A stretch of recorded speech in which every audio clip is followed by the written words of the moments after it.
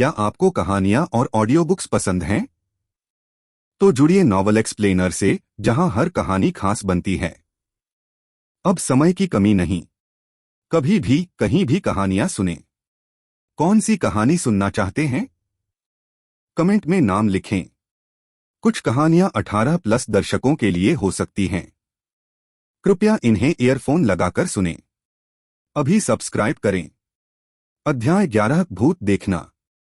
अध्याय 11 भूत देखना। क्या मेरे चेहरे पर कुछ है? क्रिस्टोफ मैथ्यू ने अपने स्टेक का आखिरी टुकड़ा खत्म करते हुए पूछा।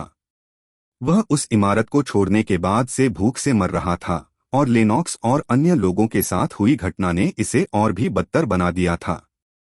शुक्र है क्रिस्टोफ ने स्टेक पहले ही तैयार कर लिया था, अन्यथा वह भूख से मर गया होता। नहीं, कुछ नहीं युवा मास्टर।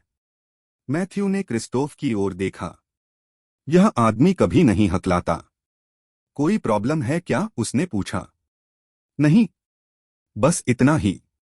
आप अलग लग रहे थे, क्रिस्टोफ ने उत्तर दिया। मैथ्यू ने खर्राटा लिया। अंदर ही अंदर वह क्रिस्टोफ की बातों पर हंसना चाहता था। बेशक वह अलग होगा, उसने 24 घंटे से भी कम समय में मृत्यु और पुनर्जन्म का अनुभव किया। मैं हूं, उसने अपना स्टेक खाना शुरू करने से पहले कहा। भोजन के बाद मैथ्यू अपने कमरे में लौट आया और अपने पीछे का दरवाजा बंद कर लिया। एक संतुष्ट आह के साथ उसने अपना ब्लेजर कुर्सी पर फेंक दिया और अपनी मेज पर चला गया। किसने सोचा होगा कि मैं एक ही दिन में इतना कुछ हासिल कर लूंगा? उसने कलम पकड़ते हुए बुदबुदाया। सबसे पहले वीआईपी कार्ड, दूसरा जेड की जीत, तीसरा। उसने अपनी जेब में हाथ डाला और काला पत्थर बाहर निकाला। वह एक पल के लिए उसे देखता रहा और उसे अपनी हथेली के बीच में रहने दिया। यह स्पंदित हुआ। एक हल्की गर्माहट, शुरू में हल्की, जैसे वह जीवित हो। फिर जैसे ही उसने उसे प्रकाश में थोड़ा झुकाया, वह ऊपर उठ गया। उसकी बाह में गर्मी की लहर दौड़ गई, पहले हल्की, फिर जबरदस्त। उसकी सांस गले में अटक गई। उसके घुटने तुरंत कमजोर हो गए। जैसे ही उसके कमरे की दीवारें हिलने लगीं, उसकी पलकें झपकीं। वे गायब नहीं हुए। इसके बजाय वे ऐसे दिख रहे थे जैसे वे पिघल रहे हों। डेस्क के कोने धुंधले हो गए। छत तरल पदार्थ की तरह मुड़ गई। परछाइयां फर्श पर फैल गईं, अस्वाभाविक रूप से लंबी खींच गईं। हवा अब घनी हो गई है, ठंडी हो गई है, उसकी छाती पर बोझ की तरह दब रही है। उसका मुंह खुल गया। फिर भी कोई आवाज नहीं निकली। वह मुड़ा, या उसने सोचा कि वह मुड़ा, लेकिन कमरे में अंधेरा छा गया था और धीरे धीरे ऐसे छाने लगा था जैसे पानी में स्याही बह रही हो। यह पहले उसके पैरों के चारों ओर जमा हुआ, फिर प्रकाश को निगलते हुए उसके पैरों तक रेंगने लगा। यह देखकर उसकी सांसें फूल गईं। किनारों से फुसफुसाहटें सुनाई देने लगीं। फिर कुछ हरकत हुई। आकार, फिर एक और। झिलमिलाते छायाचित्र वे छाया से उभरे, बहुत लंबे अंगों के साथ अनदेखी मंजिल पर फिसल रहे थे और चेहरे पीड़ा में मुड़े हुए थे। आंखें खोखली, मुंह चीखों में मुंह खुल जाते हैं। वह एक कदम पीछे हट गया। उसके पैरों तले जमीन खिसक गई। क्या? वह फुसफुसाया। कोई जवाब नहीं आया।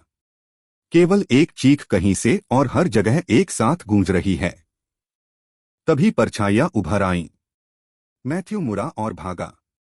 वह अभी अभी वापस आया है। क्या उसे इन अजीब चीजों को फिर से मारने देना चाहिए था? उसका दिल जोरों से धड़कने लगा। वह नहीं जानता था कि वह कहाँ भाग रहा है, केवल यह कि कोई चीज उसका पीछा कर रही थी। उनमें से दर्जनों, सैकड़ों, रेंगते हुए, तैरते हुए, कुरेदते हुए, अपने टूटे हुए अंगों को अंधेरे में घसीटते हुए। उनकी फुसफुसाहटें गुर्राने में बदल गईं। उनकी गुर्राहटें सिसकियों में बदल गईं। चोर, झूठा, मरना। मैथ्यू ने पीछे मुड़कर नहीं देखा, लेकिन वह उन्हें महसूस कर सकता था। ठंडी उंगलियां उसकी गर्दन के पिछले हिस्से को सहला रही हैं। बेदम कराहें उसके कानों को चाट रही हैं। वे उसके पास पहुंचे, दांतों, यादों और गुस्से वाली परछाइयां। तभी अचानक उसकी हथेली की गर्माहट झुलसाने वाली हो गई। उसने नीचे देखा। पत्थर अभी भी उसके हाथ में था, लेकिन अब यह चमक रहा था। इसकी सतह पर लाल गर्म रोशनी की नसें ओब्सीडियन में दरारों की तरह रेंग रही थीं। तभी अचानक एक हाथ ने अचानक उसके कंधे को पकड़ लिया। पहले तो यह एक पत्थर जैसा लगा, लेकिन जैसे ही वह मुड़ा, मैथ्यू ने देखा कि यह वास्तव में क्या था। एक मानव हाथ, त्वचा फटी हुई और भूरे रंग की, अंगुलियां सिरों पर काली पड़ गई हैं। पोरों पर हड्डी बाहर निकल आई। मांस आधा सड़ा हुआ, टुकड़ों में चिपका हुआ लग रहा था। उसकी सांसें थम गईं। हाथ के पीछे एक चेहरा था, अथवा उसमें क्या बचा था? एक खोपड़ी, जबड़ा आंशिक रूप से बरकरार। चेहरे के एक तरफ अभी भी मांस पुराने चिथड़ों की तरह गुच्छों में लटका हुआ था। आंखों के सॉकेट खाली थे, लेकिन उनके अंदर कुछ हल्की सी चमक रही थी। आंखें नहीं, बस प्रकाश। बात करीब झुक गई। मैथ्यू लड़खड़ाकर वापस लौटा, लेकिन पकड़ ढीली नहीं हुई। खोपड़ी का खुला हाथ ऊपर पहुंचा और उसके गाल को छू गया। स्पर्श सूखा था, लगभग भंगुर। आश्चर्य की बात यह है कि इससे कोई नुकसान नहीं हुआ, लेकिन यह मानवीय भी नहीं लगा। मैथ्यू का पेट घूम गया। नहीं नहीं, वह फुसफुसाते हुए बुदबुदाया।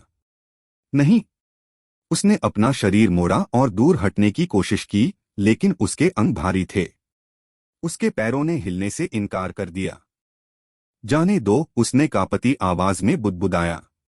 मुझसे दूर हो जाओ। यह नहीं है, यह वास्तविक नहीं हो सकता। मतिभ्रम या एक बुरा सपना।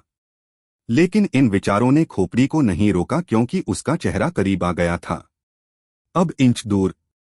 मैथ्यू ने अपना मुंह खोला, चिल्लाने या धक्का देने या मारने के लिए तैयार था, लेकिन फिर चीज का चेहरा फटने लगा। टूटे हुए चीनी मिट्टी के बर्तन की तरह इसकी सतह पर महीन रेखाएं विभाजित हो जाती हैं। उसके चेहरे पर उंगलियां अपना आकार खोने लगीं, पिघलने लगीं, नहीं, उनकी त्वचा में धंसने लगीं।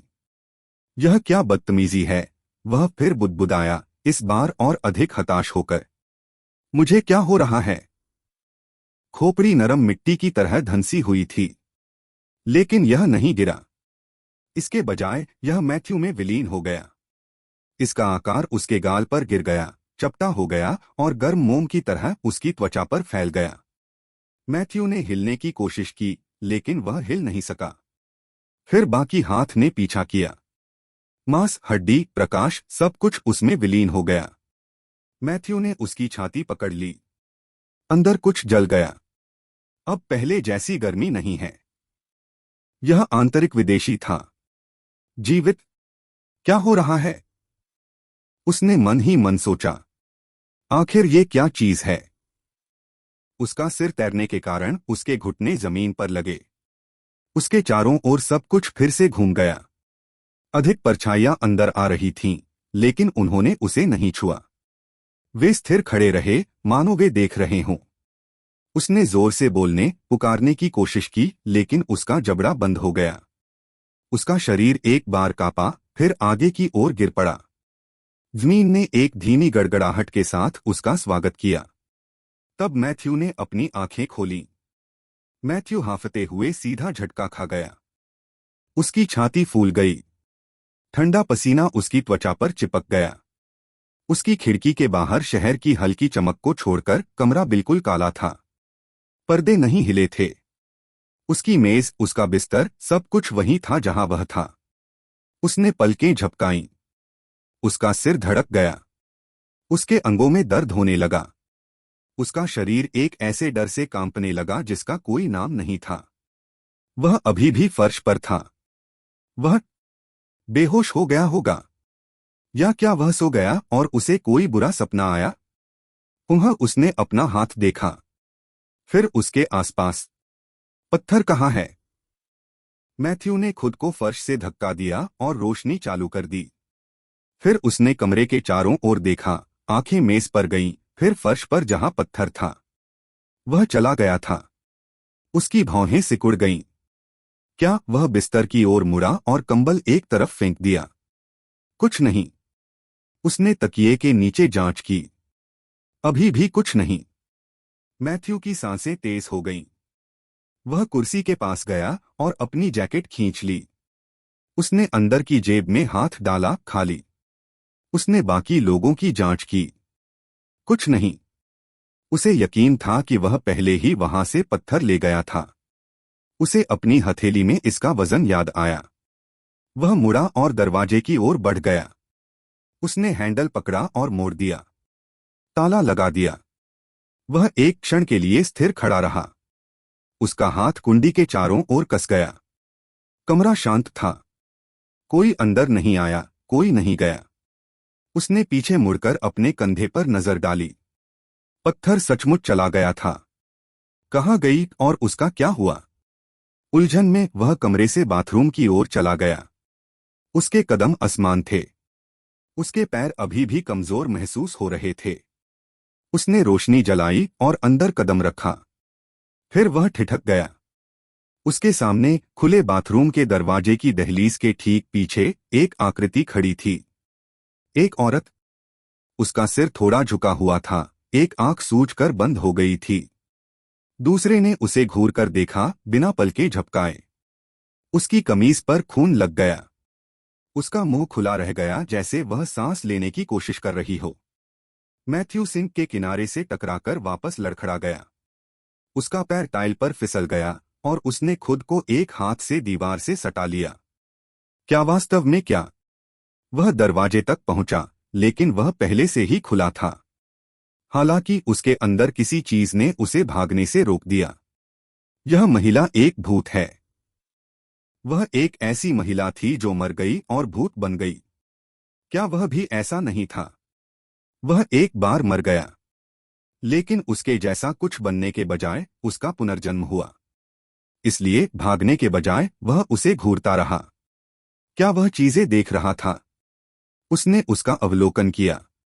वह नहीं हिली। वह वहीं खड़ी थी, नंगे पैर, त्वचा पीली, एक हाथ से खून बह रहा था। फिर धीरे धीरे वह पीछे हट गया। उसका हाथ दीवार से टकराकर कुछ ढूंढ रहा था, कुछ भी। महिला अभी भी उसे घूर रही थी। उसने तौलिया रैक को पकड़ लिया और जोर से पकड़ लिया। वह जानता था कि यह शायद बेकार है, लेकिन वह क्या कर सकता है? आखिर आप हैं कौन? उसने बमुश्किल शब्दों को बाहर निकालते हुए पूछा। जैसा कि उसे उम्मीद थी, महिला कुछ नहीं बोली। वह दालान की ओर बढ़ा, आंखें अभी भी उस पर टिकी हुई थीं। यह अच्छी बात है कि उसने इसका पालन नहीं किया। फिर बिना किसी चेतावनी के उसका सिर एक ओर मुड़ गया। स्वाभाविक रूप से नहीं, लेकिन कठपुतली की तरह। आंदोलन तीव्र और अचानक था। मैथ्यू कूद गया। जब उसे एहसास हुआ कि महिला ने फिर से हिलना बंद कर दिया है, तो उसने एक आह भरी। क्या यह उसका भ्रम था? क्या वह अभी भी सपना देख रहा था? उसने फर्श पर खून देखने की आशा से नीचे देखा। वहां कोई नहीं था। फिर उसने पीछे मुड़कर देखा। वह जा चुकी है। अध्याय 12 भूत 2 देखना। अध्याय 12 भूत 2 देखकर मैं पागल हो रहा हूं, मैथ्यू ने अपने चेहरे पर थप्पड़ मारने से पहले बुदबुदाया। यह 12वीं बार होगा जब उसने अपने स्कूल के आलीशान बाथरूम में अपना चेहरा धोया था। इसका एक कारण यह था कि वह स्वयं को जगाना चाहता था। दूसरा कारण यह था कि वह चाहता था कि दृश्य गायब हो जाए, या कम से कम उसने यही सोचा था कि वे चीजें थीं। उसने टॉयलेट के शीशे में खुद को निहारा। जो उसे घूर रहा था वह पीले चेहरे वाला 18 वर्षीय युवक था जो पिछली रात सोया नहीं था। मैथ्यू ने उस भूत के कारण पूरी रात जागकर बिताई। उसने सोचा कि उसके कमरे से बाहर निकलते ही यह गायब हो जाएगा।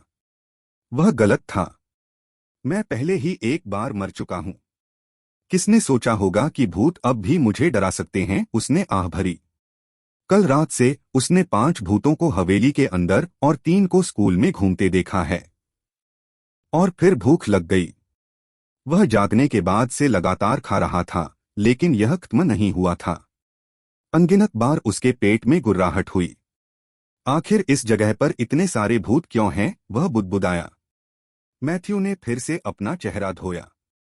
पानी ठंडा था और एक पल के लिए इससे मदद मिली। वह तौलिए की ओर बढ़ा, लेकिन कुछ छूटने का एहसास होने पर रुक गया।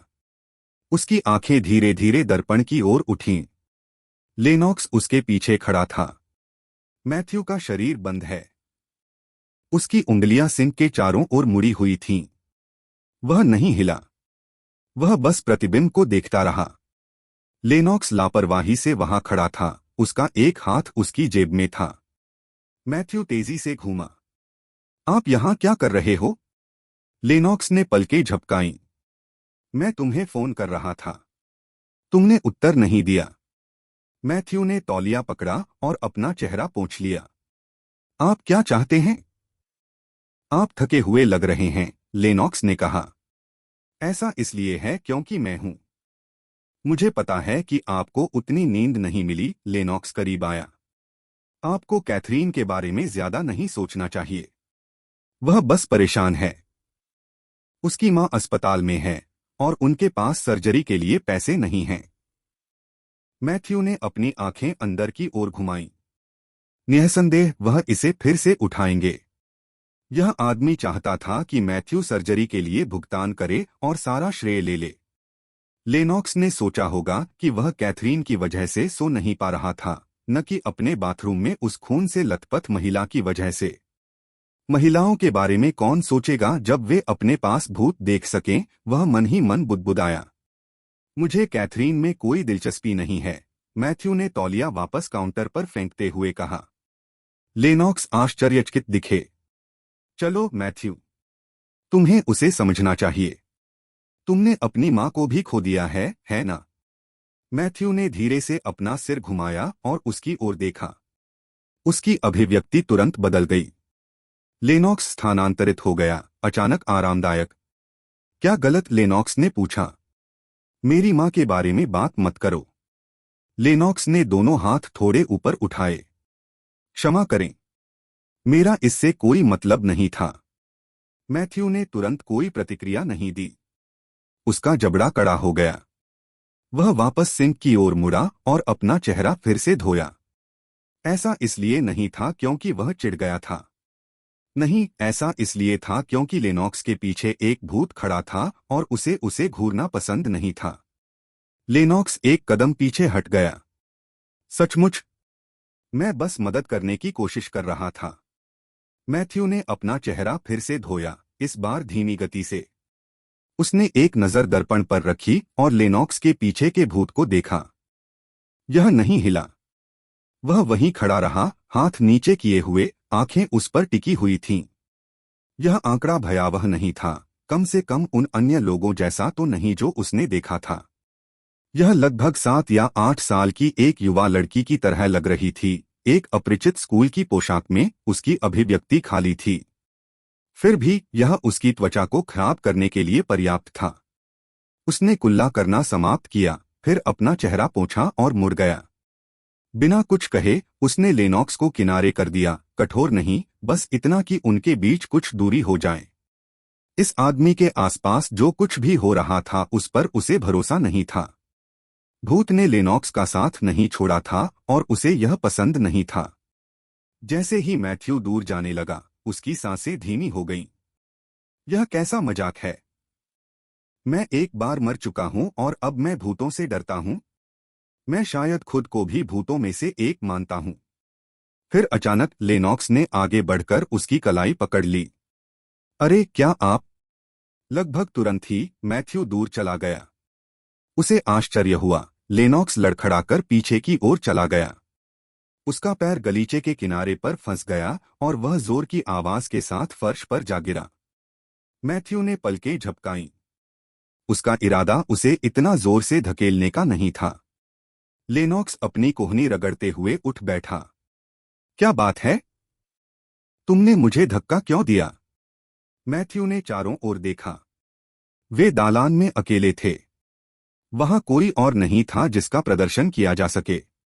इसके अलावा लेनॉक्स ने किसी ऐसे व्यक्ति की तरह व्यवहार नहीं किया जो पीड़ित की भूमिका निभाना पसंद करता हो। खास तौर पर ऐसा तो नहीं। इसके बजाय इस आदमी को पर्दे के पीछे से चीजों में हेरफेर करना पसंद था। मैथ्यू ने कहा, मैंने तुम्हें धक्का नहीं दिया। मेरा हाथ फिसल गया। उसने मदद की पेशकश करने की जहमत नहीं उठाई। अगली बार अपना कदम ध्यान से रखें। फिर वह मुड़ा और चला गया। हालांकि वह ज्यादा दूर तक नहीं पहुंच पाया। कोने के चारों ओर से 3 आकृतियां दालान में आईं। वे ऐसे चले जैसे वे उसकी प्रतीक्षा कर रहे हों। मैथ्यू ने उन्हें तुरंत पहचान लिया। सामने वाला व्यक्ति एडम था, ऐसे व्यक्ति का संक्षिप्त नाम जो हमेशा एक बड़े शॉट की तरह अभिनय करने की कोशिश करता था। काले बाल, ऐसे स्टाइल जैसे उन्होंने इस पर घंटों बिताए हों। वह केवल 5 फुट 8 इंच का था, लेकिन जिस तरह से वह खड़ा था उससे यह स्पष्ट हो गया कि उसे लगा कि वह प्रभारी है। उसके पीछे वाले दोनों बड़े थे। उनमें से एक गोरा था, उसके कंधे चौड़े थे और उसके चेहरे पर स्थायी मुस्कान थी। मैथ्यू को अपना नाम याद नहीं आया। तीसरे व्यक्ति की गर्दन के किनारे पर एक खराब छिपा हुआ टैटू रेंग रहा था। ऊपर का हिस्सा तो दिख रहा था, लेकिन ऐसा लग रहा था जैसे ये उसकी छाती से शुरू हुआ हो। किसी ने इसे मेकअप से ढकने की कोशिश की थी, लेकिन यह पहले से ही टूट रहा था और फीका पड़ रहा था। इससे मदद नहीं मिली। फिर उसे उस आदमी का नाम याद नहीं आया। Please subscribe the novel explainer channel. अरे मैथ्यू, एडम ने आगे बढ़ते हुए कहा, हम पर एक एहसान करें और वेंडिंग मशीन से कुछ ले लें क्या आप? मैं चिप्स के लिए तरस रहा हूं। गोरा आदमी हंसा। मेरे लिए भी उन डिब्बाबंद कॉफी में से एक लाओ। तुम्हें पता है कि यह किस प्रकार की होती है? मैथ्यू ने उन्हें घूर कर देखा। उसे ये बात याद आ गई। पहले वह उन्हें पैसे देता था। कभी कभी वह कामकाज चला लेता था। यह सब इसलिए ताकि वे लेनॉक्स के साथ खिलवाड़ न करें। सुनहरा लड़का लेनॉक्स। इस बार नहीं। उन्होंने कोई प्रतिक्रिया भी नहीं दी। उसने अपना वजन बदला और उनके पीछे से चलना शुरू कर दिया। वह इनमें से किसी के भी मूड में नहीं था। हालांकि टैटू वाला लड़का आगे बढ़ा और उसका कंधा पकड़ लिया। मैथ्यू झिझका नहीं।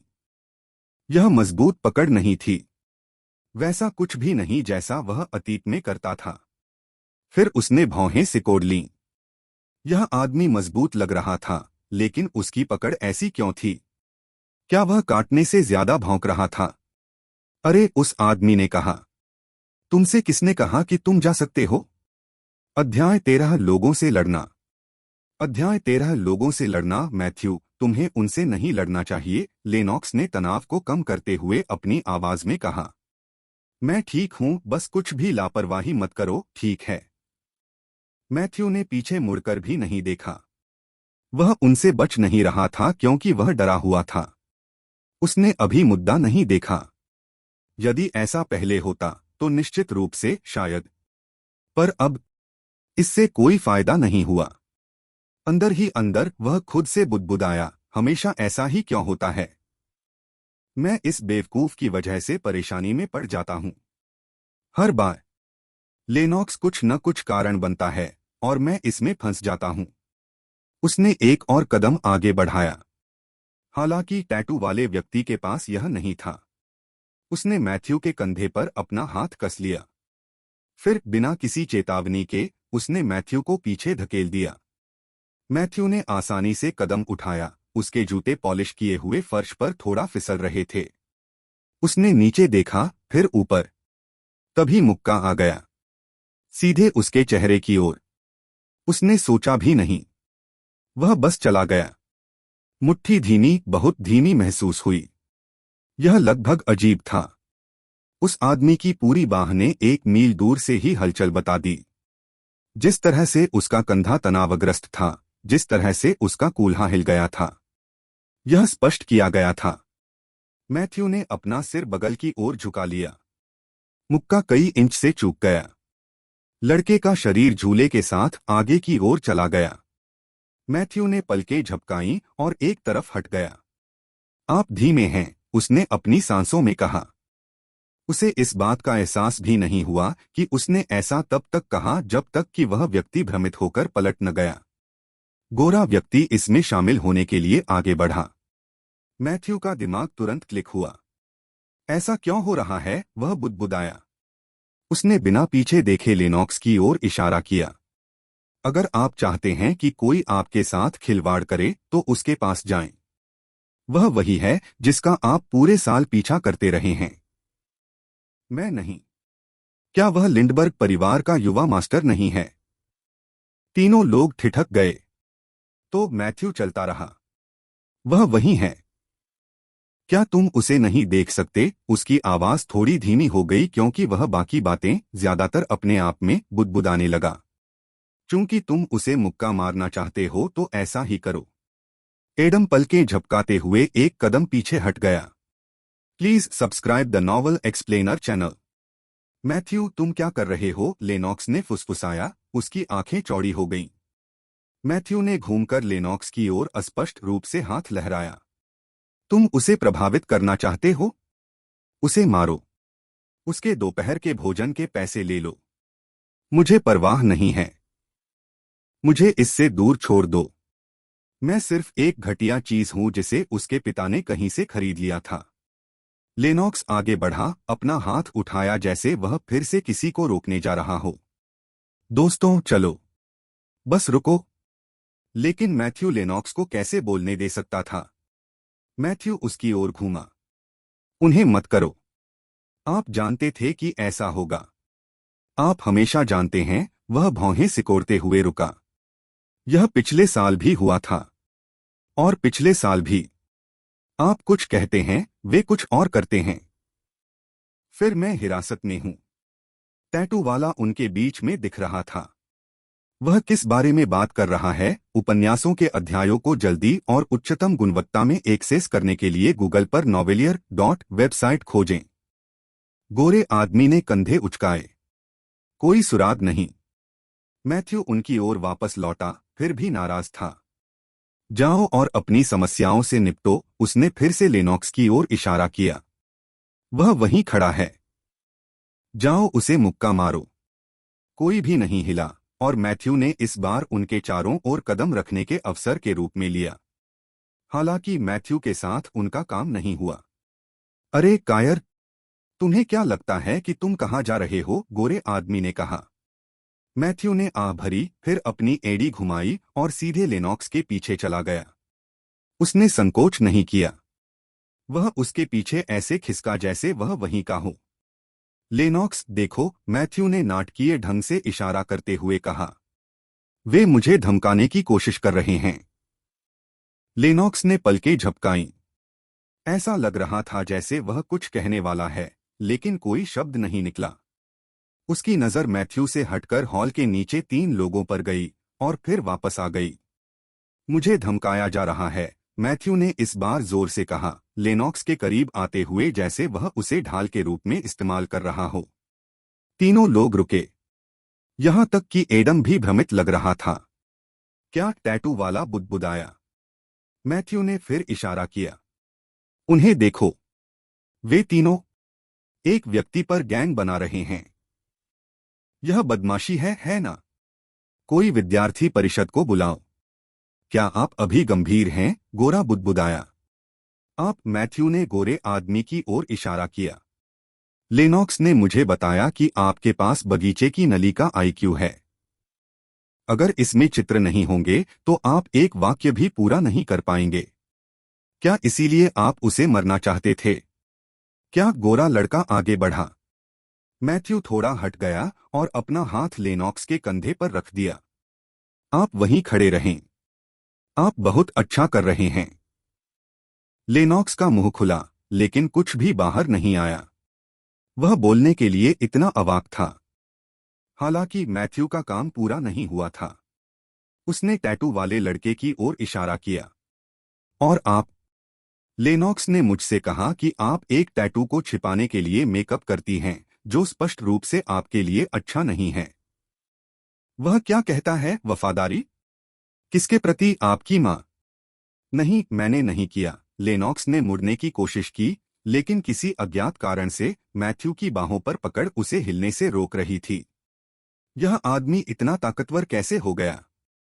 टैटू वाले ने अपनी मुट्ठियां भींच लीं। तब मैथ्यू ने एडम की ओर इशारा किया। और शॉर्टी वहां? तुम क्या हो?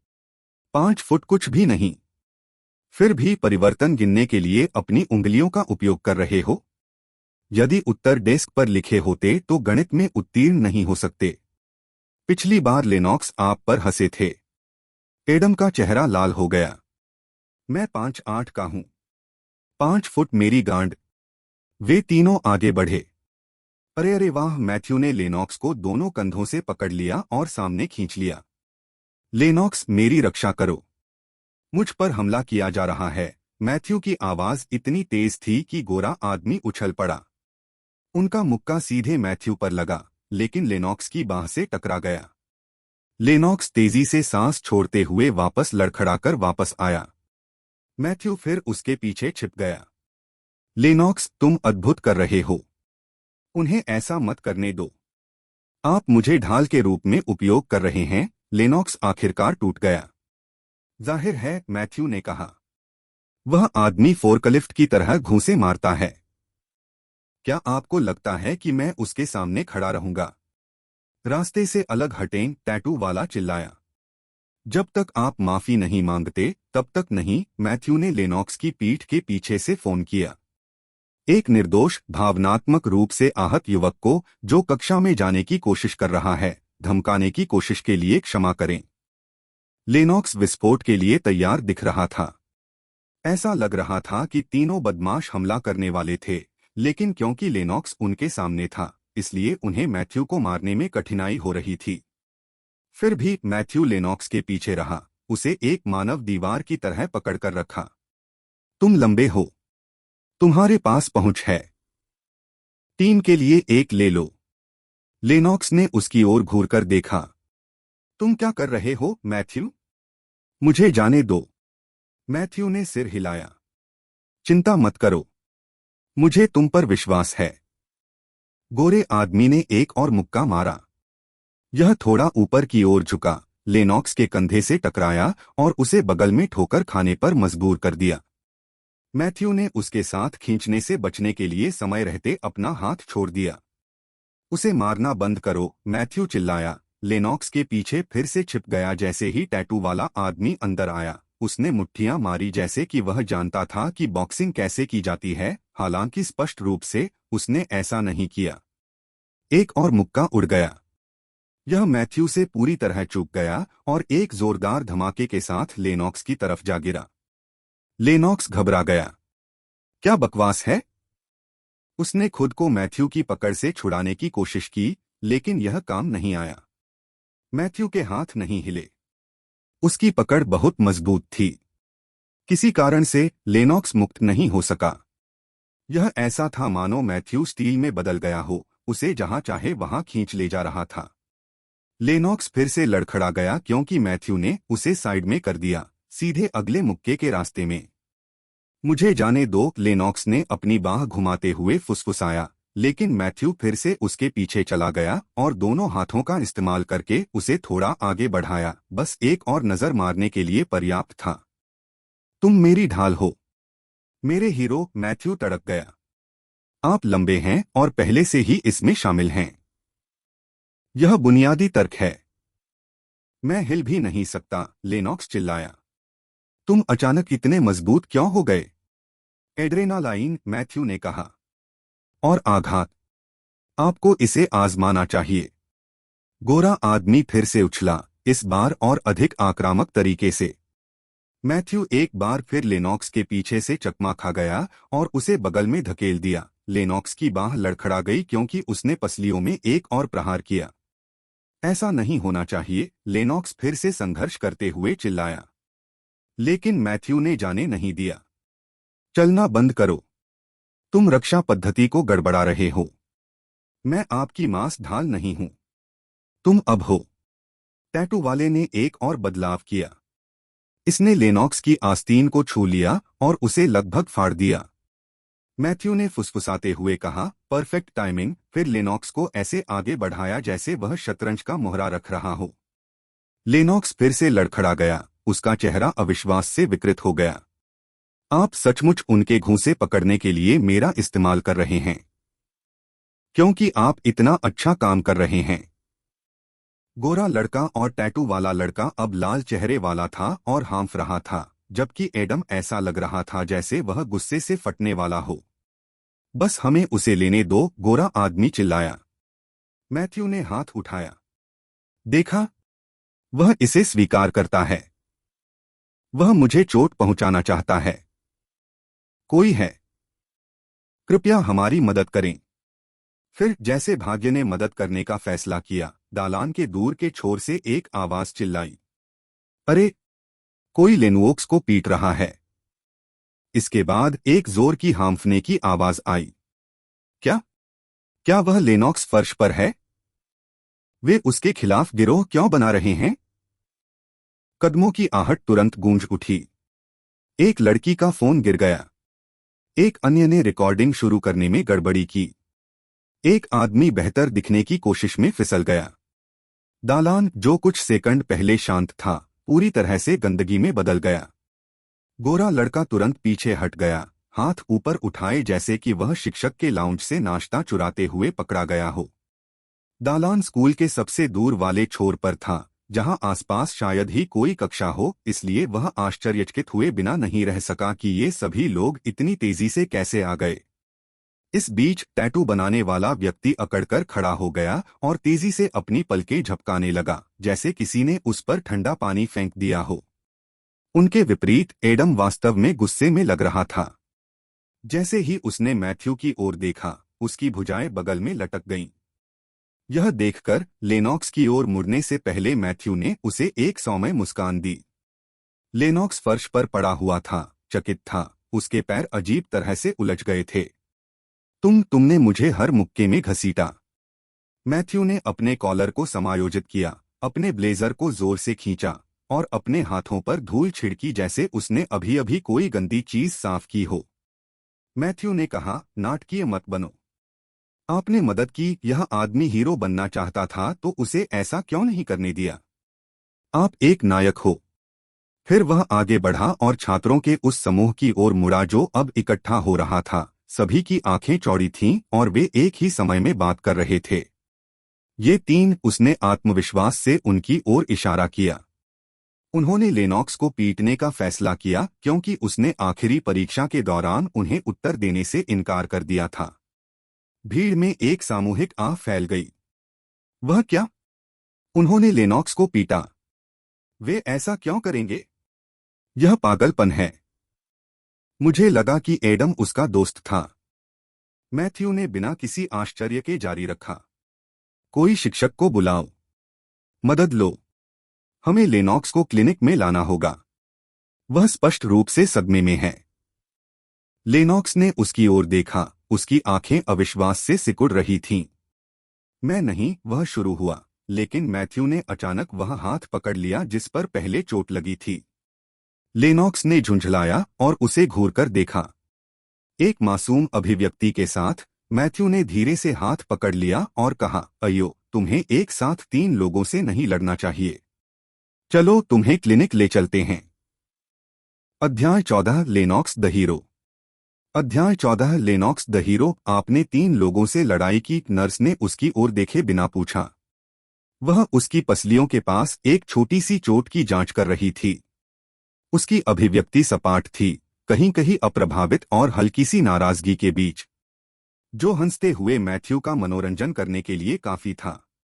मैथ्यू ने लेनॉक्स की ओर देखा जो बिस्तर पर अकड़ा हुआ बैठा था। उसका ब्लेजर उसके बगल में मुड़ा हुआ था और उसके कंधे पर एक ठंडा सेक लगा हुआ था। लेनॉक्स ने अपना मुंह खोला। ऐसा नहीं है। बात मत करो, उसने उसकी बात काट दी। वह बेवकूफी थी, खासकर आप जैसे व्यक्ति के लिए। लेनॉक्स ने पलकें झपकाईं। इसका क्या मतलब है? नर्स मुड़ी और उसके अग्रबाहु पर एक खरोंच पर पट्टी बांध दी। आप ऐसे व्यक्ति की तरह नहीं दिखते जो लड़ाई जीतता है। इसका यही मतलब है। लेनॉक्स ने तेजी से सांस छोड़ी और मैथ्यू की ओर घूरकर देखा, जो बिस्तर के पास कुर्सी पर पैर क्रॉस करके आराम से बैठा था। ऐसा लग रहा था जैसे वह दोपहर की चाय का इंतजार कर रहा हो। मैथ्यू ने उसे एक सुखद मुस्कान दी और दोनों हाथों से इशारा किया। फिर से धन्यवाद। सचमुच, आपने मुझे बचा लिया। लेनॉक्स ने अपनी आंखें सिकोड़ लीं। तभी मैथ्यू अचानक खड़ा हुआ और नर्स की ओर मुड़ा। वह अद्भुत था। जैसे वास्तव में बहादुर। मैंने सोचा कि मेरा काम हो गया, लेकिन फिर उसने हस्तक्षेप किया। नर्स ने अपने क्लिपबोर्ड पर नोट्स लिखना बंद नहीं किया। मैथ्यू चलता रहा। वे बहुत बड़े थे, है ना? उन्होंने अपनी भुजाओं का उपयोग करके यह संकेत देते हुए कहा कि वे कितनी चौड़ी हैं। मुट्ठियों वाले रेफ्रिजरेटर की तरह। और जब उनमें से एक झूलने ही वाला था उछाल। लेनॉक्स ने उसे अपनी बाह से रोक दिया। चुप रहो मैथ्यू, लेनॉक्स बुदबुदाया। मैंने कुछ भी अवरुद्ध नहीं किया। लेकिन नर्स ने ऊपर देखे बिना उसे चुप कराने के लिए हाथ उठाया। मैथ्यू नाटकीय रूप से हांफने लगा। फिर दूसरे आदमी ने सीधे मेरे चेहरे पर एक मुक्का मारा और लेनॉक्स हिल गया, ठीक वैसे ही बैंग। इसे कंधे पर ले लिया। कृपया रुकें, लेनॉक्स ने अपने दांतों से कहा। मैथ्यू ने कहा। वह जरा भी नहीं हिला। नर्स के करीब आते ही उसकी आंखें चौड़ी हो गईं। और फिर तीसरा टैटू वाला, उसने मेरी पसलियों पर हुक लगाने की कोशिश की। मैंने सोचा कि यह खत्म हो गया। लेकिन लेनॉक्स इस तरह बदल गया। उसने मुड़कर अतिरंजित धीमेपन के साथ आंदोलन की नकल की और इसे यहीं ले लिया। उन्होंने जोर देने के लिए लेनॉक्स की पीठ थपथपाई। लेनॉक्स झेंप गया। मैथ्यू, लेनॉक्स दर्द और जलन दोनों से गुर्राया। आखिर इस आदमी के साथ क्या हो रहा है? अफसोस की बात है कि मैथ्यू ने उसे नजरअंदाज कर दिया। और सबसे अच्छा हिस्सा, मैथ्यू नर्स की ओर मुड़ा और स्पष्ट रूप से आनंद ले रहा था। उसने कभी भी उन पर पलटवार नहीं किया। वह वहीं खड़ा रहा, हर मुक्के का सामना किया। एक असली शांतिवादी, एक असली हीरो। आखिरकार नर्स ने ऊपर देखा, उसका चेहरा खाली था। मुझे इसके लिए पर्याप्त भुगतान नहीं मिलता है। आप जाने के लिए तैयार हैं? किसी अन्य झगड़े में न पड़े। लेनॉक्स ने अपना चेहरा एक हाथ में छुपा लिया। अब क्या चल रहा है? उसने मन ही मन सोचा। अब तक वह इतना भ्रमित था, उसे नहीं पता था कि क्या हुआ। मैथ्यू क्या कर रहा था? मैथ्यू उसके करीब झुक गया। अब आप इतने विनम्र क्यों व्यवहार कर रहे हैं? वह जोर से फुसफुसाया। लोगों को यह जानने की जरूरत है कि आपने क्या किया। आप बदमाशों के सामने खड़े रहे। आपने कमजोरों की रक्षा की। इस स्कूल को ऐसे ही व्यक्ति की जरूरत है। मैंने कुछ भी सुरक्षित नहीं किया, लेनॉक्स ने उसे दूर धकेलने की कोशिश करते हुए कहा। लेकिन मैथ्यू बस मुस्कुराया और उसका हाथ पकड़ लिया। शर्माओ मत, आप एक प्रेरणा हैं। लेनॉक्स ने अपना हाथ पीछे खींचा और नर्स की ओर मुड़ा। क्या आप रुक सकते हैं? क्या आप इस आदमी को रोकेंगे? नर्स ने कंधे उचकाए। तुम बहुत शोर मचा रहे हो। लेनॉक्स धीरे धीरे उठ खड़ा हुआ, अपनी सांसों के बीच कुछ बुदबुदा रहा था। मैथ्यू ने अपना ब्लेजर पकड़ा और एक सज्जन व्यक्ति की तरह उसके लिए बढ़ाया। आओ मेरे रक्षक, चलो चलें। लेनॉक्स ने उसके हाथ से ब्लेजर छीन लिया, लेकिन जमीन पर गिरने से पहले मैथ्यू ने उसे फिर से पकड़ लिया। देखना, मैथ्यू ने उसका पीछा करते हुए कहा। अभी भी ताकत है। सचमुच प्रभावशाली।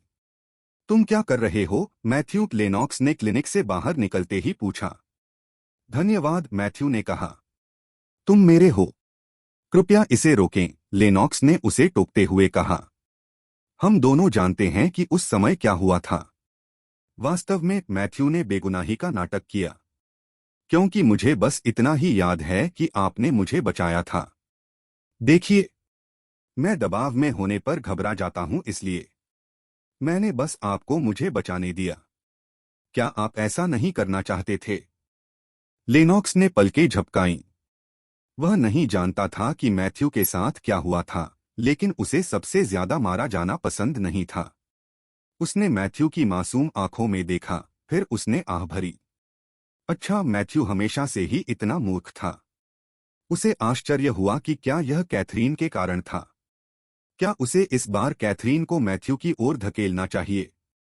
आप कहाँ जा रहे हैं? जब लेनॉक्स विपरीत दिशा में मुड़ा तो मैथ्यू ने पूछा। क्या आप आराम करने के लिए घर नहीं जा रहे हैं? लेनॉक्स ने चुटकी लेते हुए कहा, हमारे पास अभी भी क्लास है। मैथ्यू मुस्कुराया, लेकिन कोई और बात नहीं कही। जाहिर है वह जानता था कि लेनॉक्स कभी क्लास मिस नहीं करेगा। आखिरकार वह इस स्कूल का सबसे सुनहरा लड़का, होशियार, सबसे अच्छा छात्र था। अतीत में लेनॉक्स विभिन्न प्रकार की परेशानियों में पड़ जाता था, ईर्ष्यालु व्यक्तियों और उसे पसंद करने वाली महिलाओं दोनों से, और यह हमेशा मैथ्यू ही था जो उसे बचाने के लिए सभी कष्टों का सामना करता था। ठीक है, अब और नहीं, मैथ्यू ने लेनॉक्स के पीछे चलते हुए मुस्कुराते हुए बुदबुदाया। उन्हें अपनी कक्षा तक पहुंचने में ज्यादा समय नहीं लगा, और जैसा कि उन्हें उम्मीद थी, सबसे पहले जो उनकी ओर दौड़ी वह कैथरीन थी। वह पहले से ही रो रही थी। जब कैथरीन ने लेनॉक्स को सिर से पांव तक देखा तो वह दयनीय लग रही थी। मैंने सुना कि क्या हुआ था, कैथरीन ने मैथ्यू की ओर देखते हुए अपनी बात जारी नहीं रखी। यह आप थे? हाँ, यह मैं हूँ, मैथ्यू ने लापरवाही से उत्तर दिया। मैं वही था जिसे भाई लेनॉक्स ने बचाया था। मैथ्यू, इसे रोकें, लेनॉक्स ने कहा। लेकिन तुमने सचमुच मुझे बचा लिया। लेनॉक्स ने कमजोर मैथ्यू को बचाया। तुमने मेरी जान बचाई। मैथ्यू, लेनॉक्स ने अपना जबड़ा भींच लिया। वह इस समय बहुत गुस्से में था, उसे समझ नहीं आ रहा था कि क्या कहे। मैथ्यू के बोलते ही कैथरीन का चेहरा घूम गया। तुम बहुत बेशर्म हो, वह बोली। तुमने उन्हें चोट पहुंचाने दी, लेनॉक्स। मैथ्यू ने पलकें झपकाईं। क्या मुझे बचाने से रोकना चाहिए था? कैथरीन ने अपना मुंह खोला लेकिन बोली नहीं। वह उसे घूरती रही, स्पष्ट रूप से भ्रमित। इससे पहले कि वह अपने विचार एकत्र कर पाती, मैं और एलिसा कमांड पर बैकअप की तरह उसके पीछे से आए। तुम्हें उसे रोकना चाहिए था, मई ने उसकी ओर इशारा किया। तुम्हारे कारण उसे चोट लगी। वास्तव में मुझे उसे कैसे रोकना चाहिए था? मैथ्यू ने पूछा, उसकी भुजाएं थोड़ी ऊपर उठीं। लेनॉक्स एक हीरो है। क्या मुझे बस वहीं खड़ा रहना चाहिए और उन्हें मुझे पीटने देना चाहिए, जबकि वह बगल से देख रहा हो? मैंने अपना मुंह खोला, रुकी और फिर कैथरीन की ओर देखा। मैथ्यू ने प्रतिक्रिया की प्रतीक्षा नहीं की। वह लेनॉक्स के करीब आया और उसके कंधे पर अपना हाथ डाला। इसके अलावा, उन्होंने कहा, यह पहली बार भी नहीं है जब उसने मुझे बचाया। जब मैं 12 साल का था, उसने भी ऐसा ही किया था। मैं एक झील में गिर गया था। उसने छलांग लगाई और मुझे बाहर निकाला। लगभग जमकर मर गया। लेनॉक्स उसकी ओर मुड़ा, आंखें सिकोड़ लीं। ऐसा कभी नहीं हुआ। मैथ्यू ने सीधे कैथरीन की ओर देखा। लेनॉक्स एक हीरो है। कैथरीन ने उसकी ओर देखकर आंखें झपकाईं। मैंने अपनी भौहें सिकोड़ लीं और एलिसा ने अपना मुंह खोला, फिर बंद कर लिया। यहां तक कि लेनॉक्स को भी नहीं पता था कि अब क्या कहना है। इसमें कोई जीत नहीं थी। यदि वह तर्क करता तो ऐसा लगता जैसे उसे कोई परवाह नहीं थी। यदि वह सहमत हो गया तो इसका मतलब था कि मैथ्यू फिर से सब कुछ लेकर भाग गया। क्योंकि अंत में क्या लेनॉक्स को वहीं खड़ा रहना था और कुछ नहीं करना था जबकि मैथ्यू के साथ गैंगअप हो गया था? इसका उत्तर कोई नहीं दे सका। मैथ्यू उनके अवाक चेहरों को देखकर मुस्कुराया। फिर मैथ्यू ने मन ही मन बुदबुदाया, चूंकि तुम्हें हर चीज का श्रेय लेना पसंद है, इसलिए मैं तुम्हें यह भी लेने दूंगा। लेकिन यह तो बस शुरुआत है, इसलिए बेहतर होगा कि तुम खुद को तैयार करो। बाकी लोग कुछ कहने ही वाले थे कि उनके शिक्षक अंदर आ गए। ठीक है, सब लोग अपनी सीटों पर वापस जाएं। अगले सप्ताह की त्रैमासिक परीक्षाओं से पहले समीक्षा परीक्षाओं की तैयारी करने का समय आ गया है। यह सुनते ही मैथ्यू की पलकें झपक गईं। कौन सी परीक्षा? वह बुदबुदाया। अध्याय 15 दयनीय प्रेम नशे में धुत मूर्ख। अध्याय 15 दयनीय प्रेम नशे में मूर्ख। ठीक है, सब लोग, सुश्री क्लेबॉर्न ने कक्षा का दरवाजा बंद करते हुए पुकारा। अपनी सीटों पर वापस जाएं। आज हमें बहुत कुछ करना है। छात्र अपनी डेस्क की ओर सरक गए। मैथ्यू खिड़की के पास वाली अपनी सीट पर बैठ गया और अभी भी लेनॉक्स को देख रहा था जबकि अन्य लोग उसके चारों ओर फुसफुसा रहे थे।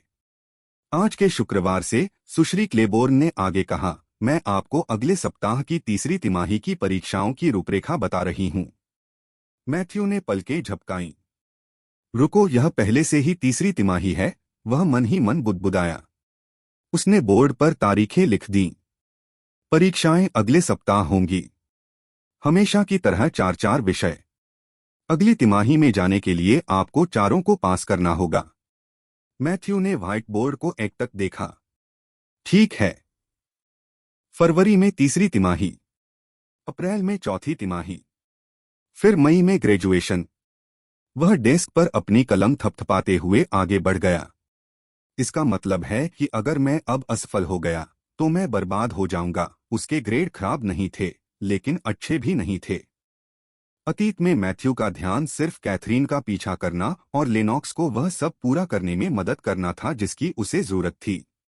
उसने कभी भी स्कूल की परवाह नहीं की, क्योंकि भले ही उसके ग्रेड कम थे, फिर भी वह व्यावहारिक रूप से अपने पिता की कंपनी को विरासत में ले सकता था, या कम से कम उसने अतीत में यही सोचा था। वह मूर्ख था, उसने मन ही मन सोचा। सुश्री क्लेबॉर्न फिर से कक्षा की ओर मुड़ी। इसके अलावा आप में से जिन लोगों ने अपने कॉलेज के आवेदन अभी तक शुरू नहीं किए हैं, उन्हें अभी शुरू करना होगा।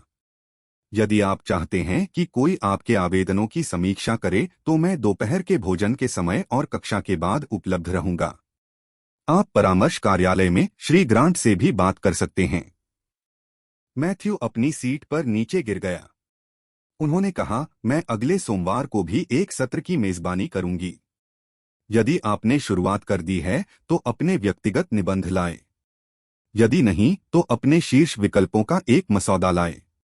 उसने कमरे की जांच की। उसकी नजर मैथ्यू पर पड़ी। मैथ्यू। वह तुरंत सीधा हो गया। हाँ। विश्वविद्यालय के लिए आपकी पहली पसंद क्या है? वह ठिठक गया।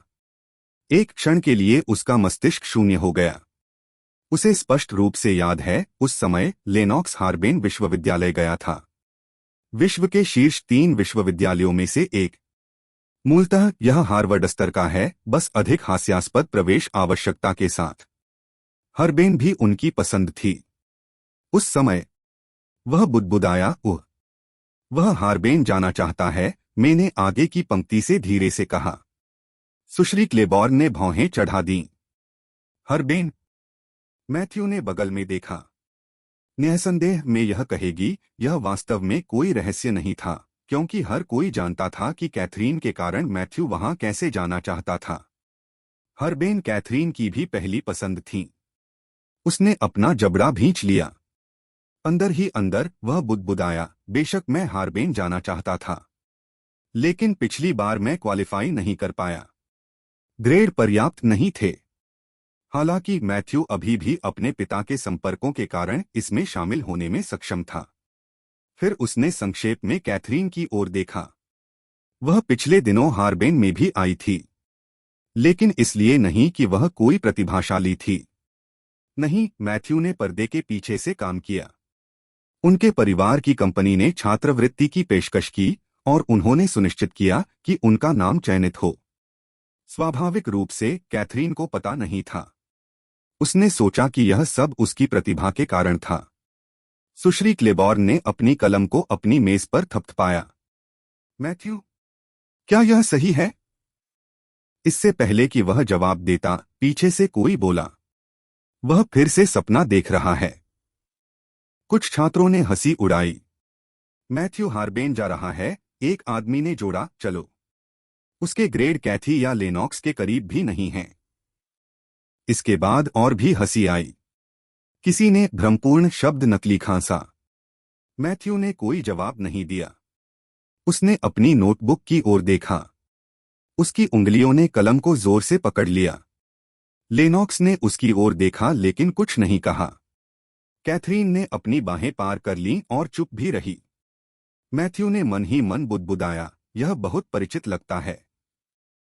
वह लगभग भूल गया था कि इस स्कूल में हर कोई उसका कैसे मजाक उड़ाता था। जिस तरह से वह कैथरीन के पीछे एक खोए हुए पिल्ले की तरह पीछे चल रहा था, उस पर वे कैसे हंसते थे। उनके लिए वह एक दयनीय प्रेम के नशे में धुत मूर्ख से अधिक कुछ नहीं था। ठीक है, हार्बेन के लिए प्रवेश की शर्तें सबसे कठिन हैं, सुश्री क्लेबोर्न ने अपना चश्मा ठीक करते हुए कहा। आपको एक संपूर्ण जीपीए, मजबूत अतिरिक्त पाठ्यचर्या और एक अच्छे व्यवसाय प्रस्ताव की आवश्यकता है। यह पूरी तरह से एक बिजनेस स्कूल है। वे सिर्फ अच्छे छात्रों को नहीं लेते हैं, वे दूरदर्शी चाहते हैं। मैथ्यू ने धीरे से सिर हिलाया। वह ठीक था। इस बार वह वैसे भी वहां जाने की योजना नहीं बना रहा था। सुश्री क्लेबॉर्न ने आगे कहा, यदि आप आवेदन करने का निर्णय लेते हैं और आपको अपने प्रस्ताव में सहायता की आवश्यकता है, तो आपको डॉक्टर मुनि से बात करनी चाहिए। वह व्यवसाय योजना और रणनीति में विशेषज्ञ हैं और निश्चित रूप से पुनः उसने अपनी कलम को जोर से पकड़ लिया। ठीक है, तुम्हारे बारे में क्या ख्याल है, लेनॉक्स? सुश्री क्लेबॉर्न चुप रहने वाले लड़के की ओर मुड़ी। सभी शिक्षक जानते थे कि उसके और बदमाशों के साथ क्या हुआ था। वह उसे दया की दृष्टि से देखती थी। आखिरकार किसी ने भी यह उम्मीद नहीं की होगी कि दयालु, सौम्य लेनॉक्स एडम और उसकी भीड़ जैसे किसी व्यक्ति के साथ मिल जाएगा। लेकिन वह इसके बारे में ज्यादा कुछ नहीं कह सकती थी। आखिरकार लेनॉक्स ने ऐसा केवल अपने भाई मैथ्यू की रक्षा के लिए किया था। मुझे लगता है कि मैं भी हार्बेन को चुनने जा रहा हूं। ठीक है, आप कक्षा में शीर्ष पर हैं, और यदि सब कुछ ठीक रहा तो संभवतः आप भी मान्यवर होंगे। हार्बेन आपके लिए बहुत उपयुक्त होगा। आपको डॉक्टर मुनि से भी संपर्क करने पर विचार करना चाहिए। फिर वह दूसरों से उनकी पसंद के बारे में पूछते हुए आगे बढ़ी। यह सुनकर मैथ्यू मन ही मन बुदबुदाया, बेशक। कक्षा में अव्वल उसने बगल में देखा। लेनॉक्स हमेशा एक उत्कृष्ट छात्र रहे थे। लेकिन क्या ऐसा इसलिए नहीं था क्योंकि मैथ्यू ने अतीत में उसकी ढाल के रूप में काम किया था? जब चीजें गलत हो गईं तो उन्होंने हार मान ली, लेनॉक्स तक पहुंचने से पहले समस्या को सुलझा लिया और यह सुनिश्चित किया कि उन्हें कभी भी शिक्षाविदों के बाहर किसी भी चीज के बारे में चिंता न करनी पड़े। मैथ्यू ने उसे सहज रखने के लिए सब कुछ किया। क्या इस बार भी ऐसा होने वाला था? उसने अपने बगल में बैठे आदमी को घूरकर देखा। Theodore Jones. जैसे ही मैथ्यू की नजर उस पर पड़ी, लड़का सहम गया। मैथ्यू ने अपनी जीभ क्लिक की। इसे रोक। थियोडोर और भी अधिक पीला पड़ गया। उसने अपनी पेंसिल पकड़ ली जैसे कि वह उसकी जान बचाने जा रही हो। मैथ्यू थोड़ा करीब झुक गया। टेडी, उन्होंने उपनाम पर लड़के के अचंभित होने के तरीके को नजरअंदाज करते हुए कहा, क्या तुम मेरे साथ पढ़ना चाहते हो? थियोडोर ने पलकें झपकाईं। क्या? तुम बेकार चीजों को याद करने में अच्छे हो। मुझे इसकी जरूरत है। थियोडोर ने अपना मुंह खोला, फिर उसे बंद कर दिया। उफ! अच्छा, मैथ्यू ने दबाव डाला, हाँ या नहीं? मैं हूं, मुझे लगता है। अच्छा, मैथ्यू ने सिर हिलाया, फिर बोर्ड की ओर ऐसे देखा जैसे कुछ हुआ ही न हो। चलो एक साथ अध्ययन करें। ठीक है। अध्याय 16, कूड़े का हेरफेरकारी टुकड़ा। अध्याय 16, कूड़े का हेरफेर करने वाला टुकड़ा। तुम्हें वास्तव में इस तरह मुस्कुराना बंद कर देना चाहिए, टेडी ने मैथ्यू को पानी की एक बोतल देते हुए कहा। यह विसर्पी है। क्या कहा आपने? मैथ्यू मुड़ा। कुछ नहीं, टेडी ने तुरंत जवाब दिया, इससे पहले कि वह वापस अपने भोजन पर ध्यान केंद्रित करता। तुम्हें भी मुझसे बचना चाहिए। यह इस तरह से बेहतर है। तुम वैसे भी मेरे साथ क्यों खा रहे हो? तुम्हें कैथरीन की मेज पर जाना चाहिए। मैथ्यू ने कोई जवाब नहीं दिया। उसने टेडी का प्रश्न सुना था, लेकिन उसने चुप रहना बेहतर समझा। एडम और लेनॉक्स के साथ उस मुठभेड़ के बाद से वह मुस्कुराना बंद नहीं कर सका। यह सिर्फ मुठभेड़ नहीं थी, यह अजीब तथ्य था कि उसके बाद से उसने कोई दूसरा भूत नहीं देखा था। या शायद वह चीजों की कल्पना कर रहा था। इस बात की भी संभावना है कि भूत ने वहां जो किया उसे देखने के बाद वास्तव में गायब हो गया। क्या यह भाग्य था? या क्या वह अंततः अपना दिमाग खो रहा था? कारण जो भी हो, वह एक बात से इनकार नहीं कर सका, वह वास्तव में इसका आनंद ले रहा था। क्या यह बढ़िया नहीं है? मैथ्यू ने पूछा। तुम किस बारे में बात कर रहे हो? टेडी ने भौहें सिकोड़ लीं। जवाब में मैथ्यू ने अपने दुबले पतले सहपाठी को कंधे उचकाकर कहा। अपने पिछले जीवन में टेडी उसके सबसे बुद्धिमान सहपाठियों में से एक था। हालांकि उन्होंने कभी भी उनसे अपना अध्ययन भागीदार बनने के लिए नहीं कहा।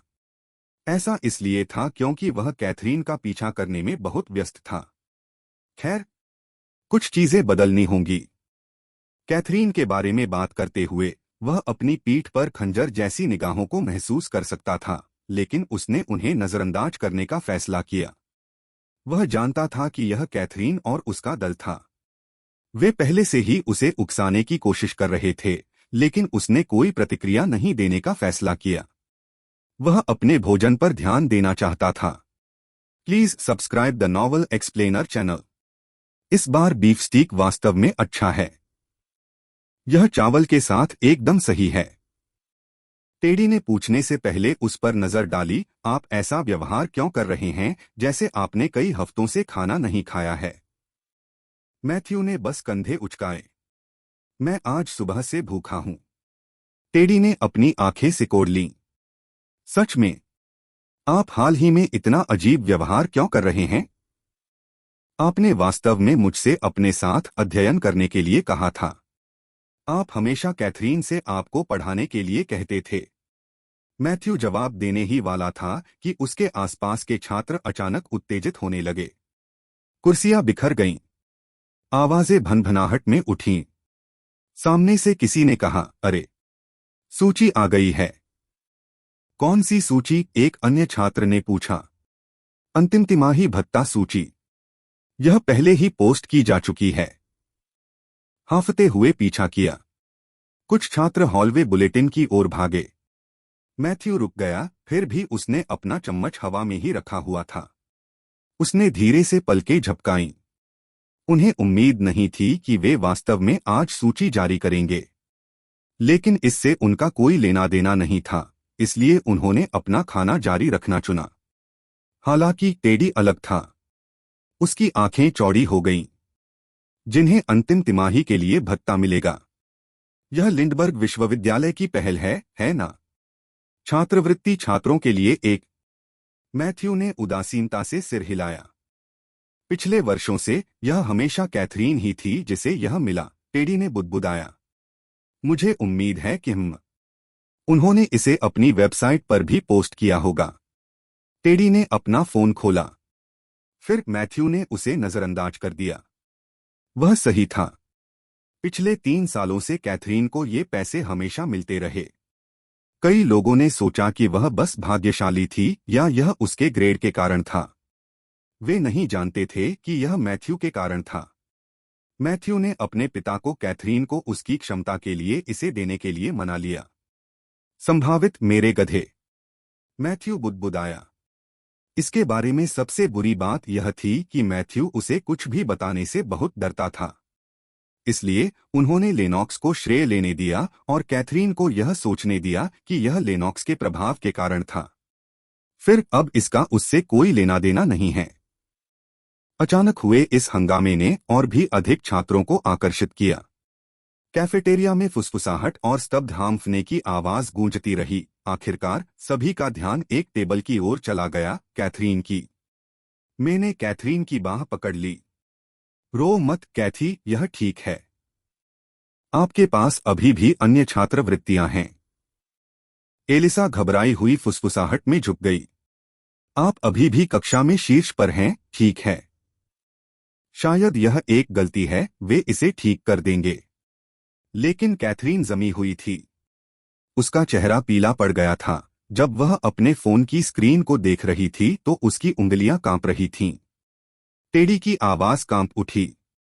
मैथ्यू उपन्यासों के अध्यायों को जल्दी और उच्चतम गुणवत्ता में एक्सेस करने के लिए गूगल पर noveli.ne की वेबसाइट खोजें। उसने ऊपर नहीं देखा। वह ऐसे खाता रहा जैसे कुछ हुआ ही न हो। Please subscribe the novel explainer channel. Teddy निगल गया। इस बार भत्ता कैथरीन को नहीं मिला। मैथ्यू ने शांति से चावल का एक और कौर चम्मच से खाया। क्या ऐसा है?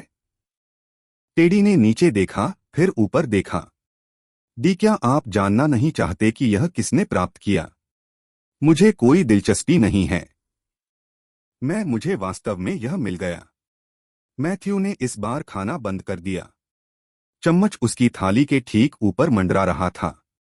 धीरे धीरे उसने इसे नीचे कर दिया। उसे ध्यान आया, उन्होंने कल रात क्रिस्टोफ से कहा, कैथरीन का समर्थन करने वाली हर चीज को रद्द कर दें। उसके सभी मूक समर्थकों को काट दो। अब कोई गुमनाम छात्रवृत्तियां नहीं, कोई छिपा हुआ उपकार नहीं। क्रिस्टोफ ने उससे पूछा था, फिर हम इसे किसे दें? और मैथ्यू ने कहा था, मुझे परवाह नहीं है। बस इसे किसी ऐसे व्यक्ति को दे दें जो इसका हकदार हो। क्रिस्टोफ सहमत हो गया था। और अब मैथ्यू ने टेडी की ओर तिरछी नजर से देखा। लड़के का चेहरा अविश्वास से लाल हो गया था, होंठ सदमे और खुशी के बीच कांप रहे थे। मैथ्यू ने काफी देर तक कुछ नहीं कहा। फिर उसने हल्की सी मुस्कान के साथ सिर हिलाया। तब ऐसा लगता है कि मैंने तुम्हें अपने अध्ययन मित्र के रूप में चुनकर सही किया था। लगभग तुरंत ही टेडी की अभिव्यक्ति लड़खड़ा गई। उसकी खुशी सचमुच सुई से चुभे गुब्बारे की तरह हवा हो गई। ओह!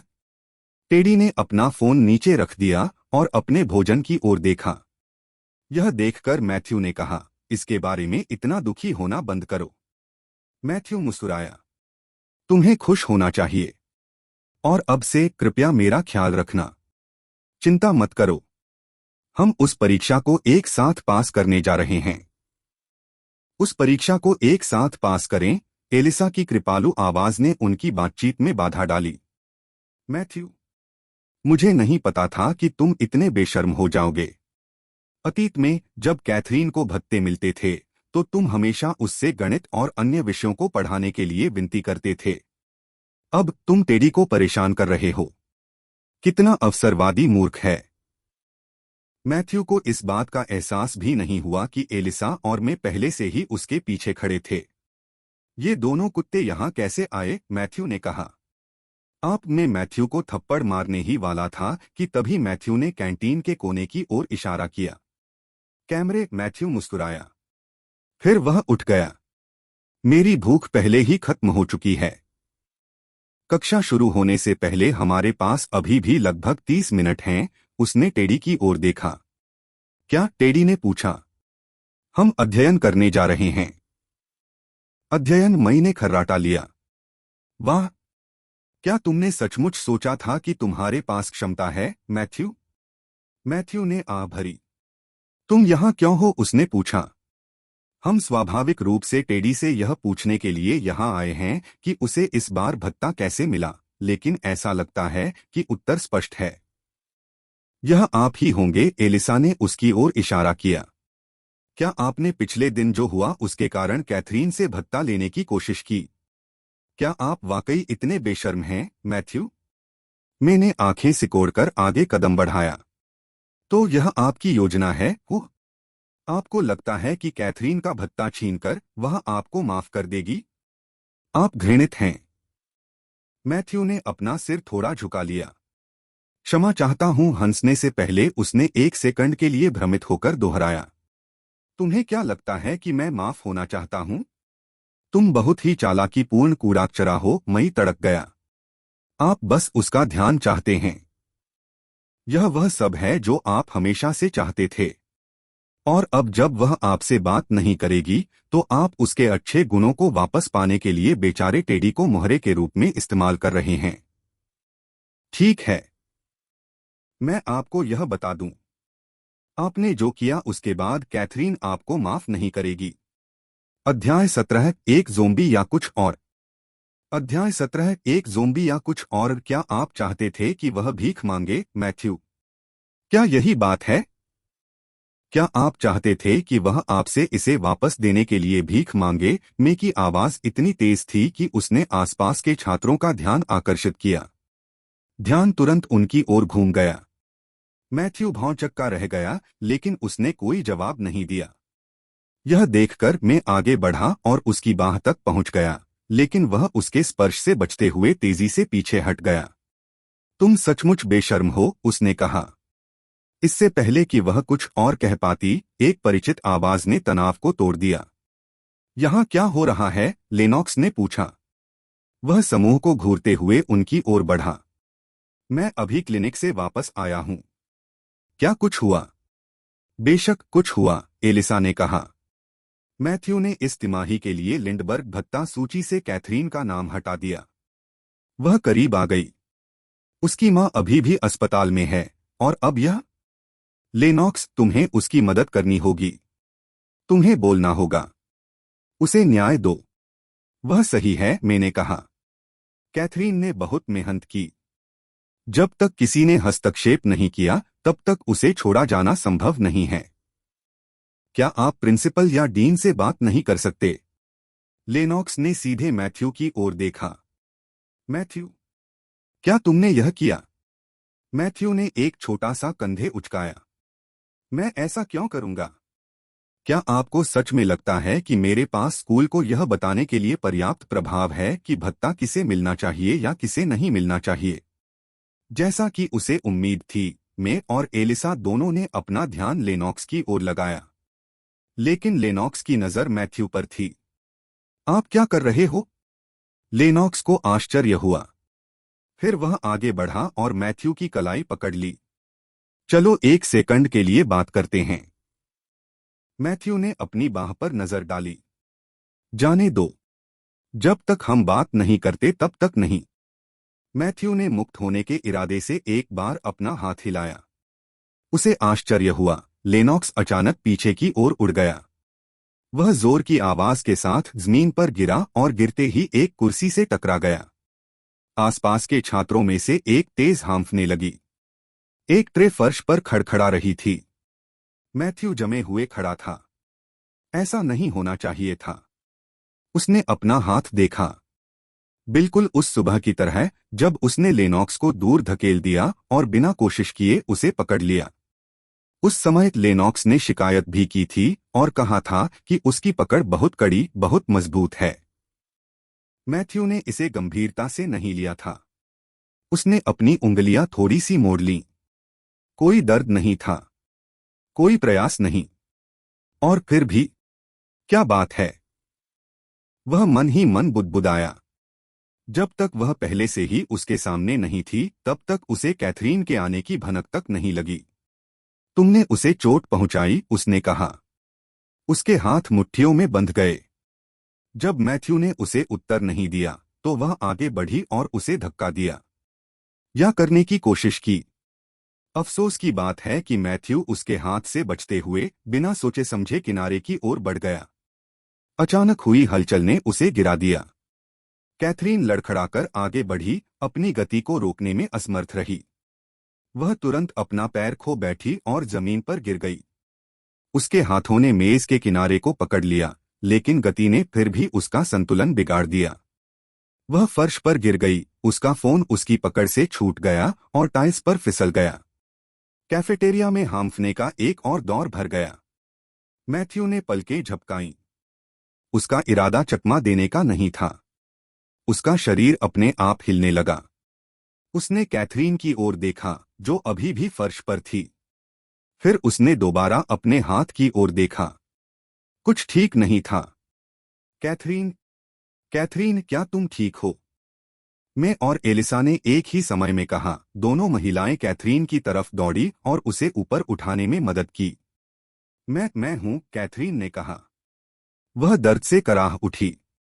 फिर भी उसने तुरंत अपना ध्यान लेनॉक्स की ओर लगाया। लेनॉक्स, वह लंगड़ाते हुए उसकी तरफ चली गई। फिलहाल लेनॉक्स अभी अभी उठा था। क्या आप ठीक हो? मैं हूं, लेनॉक्स ने उत्तर दिया। हालांकि उसकी नजर पहले से ही मैथ्यू पर थी। आपने ऐसा क्यों किया? मैथ्यू नहीं हिला। वह लेनॉक्स की नजरों से मिला। मैथ्यू ने कहा, मैंने तुम्हें धक्का नहीं दिया। यदि आपको मुझ पर संदेह है, तो आप कैमरे की जांच कर सकते हैं। इसने लेनॉक्स को चुप करा दिया। उसका मुंह थोड़ा खुला, लेकिन कोई शब्द नहीं निकला। उसने अपने गाल के अंदरूनी भाग को काटते हुए दूसरी ओर देखा। यह उसे भी पता था। मैथ्यू ने उसे धक्का नहीं दिया था। यह धक्का जैसा महसूस नहीं हुआ। ऐसा कुछ और ही लगा। या तो मैथ्यू अचानक मजबूत हो गया था, या लेनॉक्स का शरीर बहुत कमजोर हो गया था। कैथरीन फिर मैथ्यू की ओर मुड़ी। मुझे पता था कि आप लेनॉक्स से ईर्ष्या करते थे, लेकिन मैंने नहीं सोचा था कि आपने वास्तव में उसे चोट पहुंचाई होगी। मैथ्यू ने उसे घूरकर देखा। क्या यह औरत मूर्ख है? उसने मन ही मन सोचा। कैथरीन ने आगे कहा, आप गुस्से में हैं, है ना? उस दिन जो हुआ उसके बारे में। लेकिन अन्य लोगों के साथ ऐसा व्यवहार करने का कोई कारण नहीं है। आप मुझे आपसे और अधिक नफरत करवा रहे हैं। मैथ्यू ने भौं उठाई। वाह, उसने सोचा। उसने कभी नहीं सोचा था कि कैथरीन वास्तव में आत्ममुग्ध थी।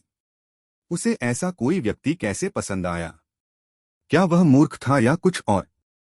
अंदर ही अंदर उसने कैथरीन की नाटकीय प्रतिभा की सराहना की होगी।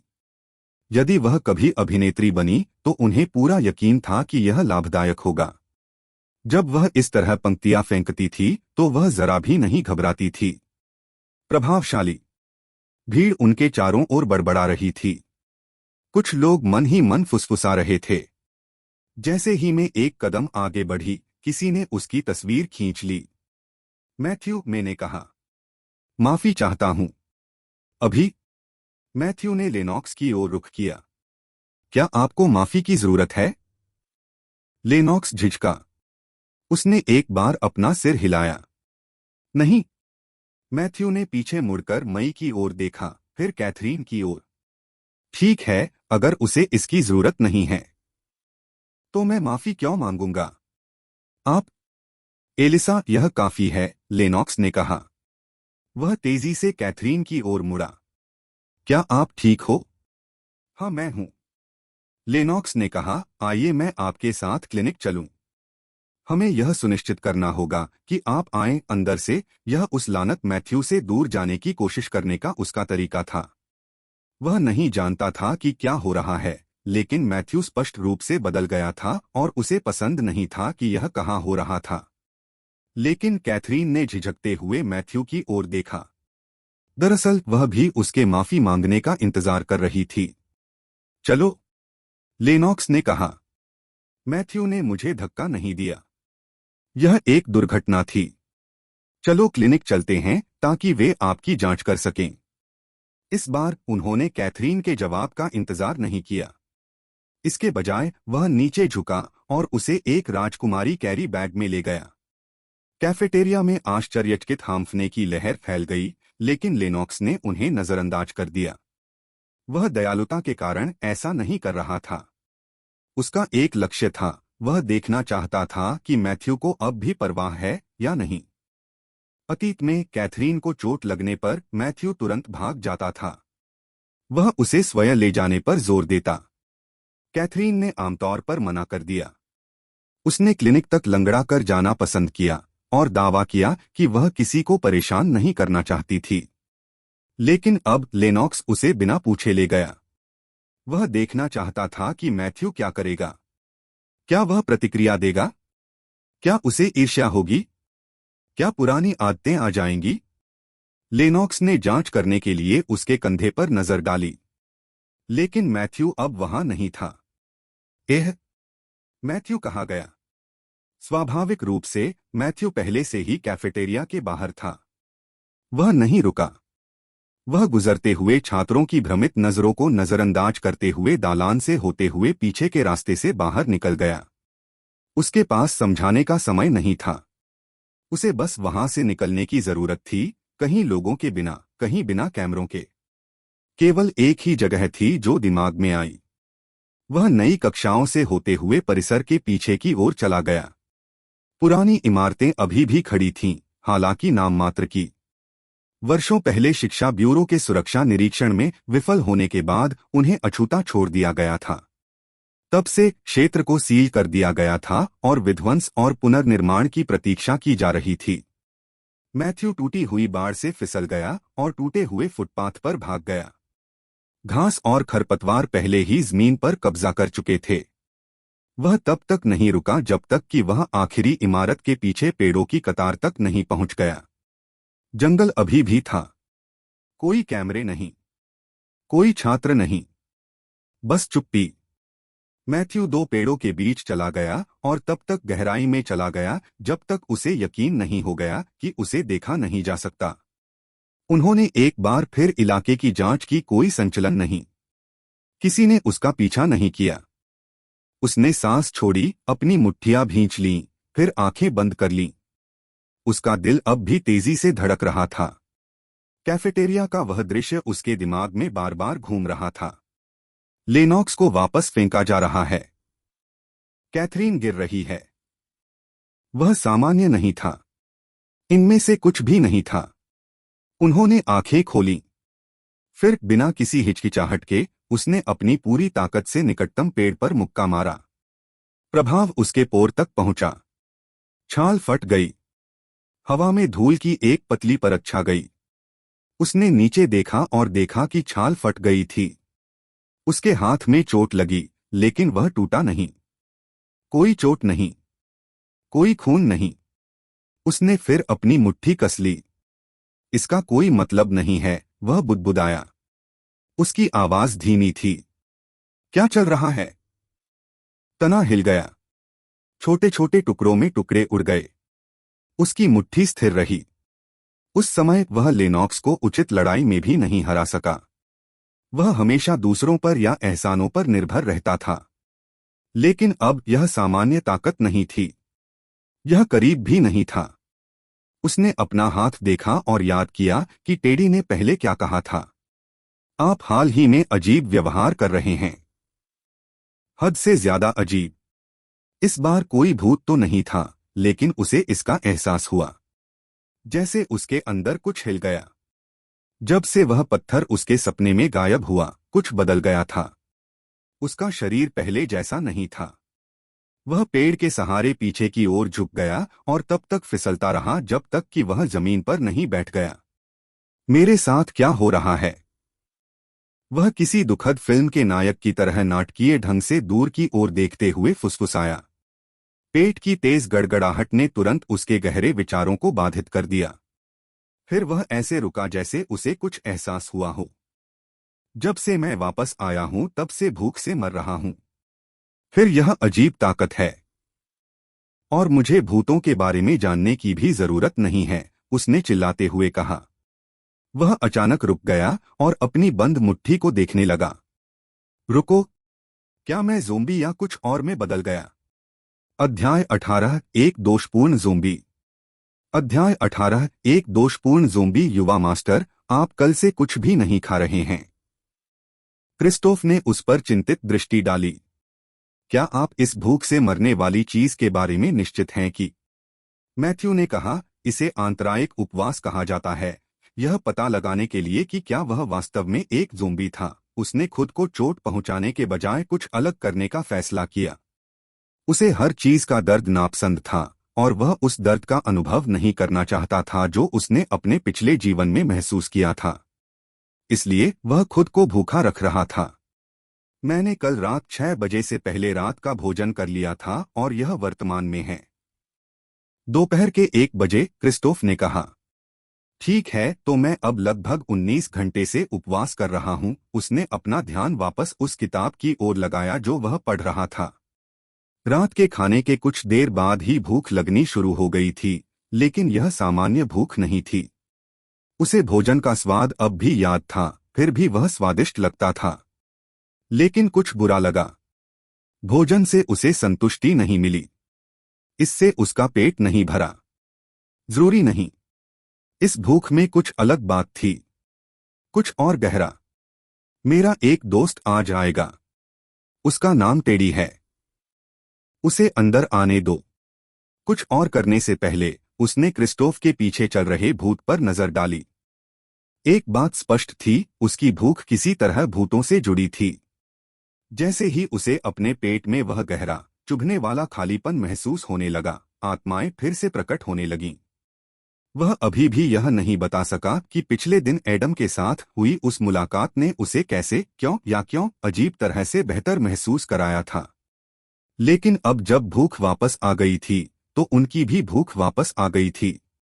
और उसे जितनी अधिक भूख लगती थी, उसे उतने ही अधिक भूत दिखाई देते थे। वे पूरी हवेली में रुके रहे, दरवाजों के पास, दालान में, खिड़कियों के पास, कुछ टहलते हुए, कुछ शांत, सभी चुप। फिर भी उनमें से किसी ने भी उस पर ध्यान नहीं दिया। उन्होंने कभी नजरें नहीं मिलाईं, कभी उसकी उपस्थिति पर प्रतिक्रिया नहीं की। समय के साथ उसने उन्हें अनदेखा करना सीख लिया था। वह जहां बैठा था वहीं से उठ गया। क्या तुमने वह चीज तैयार की जो मैंने तुम्हें बताई थी? उसने पूछा। हाँ, क्रिस्टोफ ने उत्तर दिया। और आपने इसे गुप्त रखा? हाँ। लेकिन लेकिन क्या? मैथ्यू ने पूछा।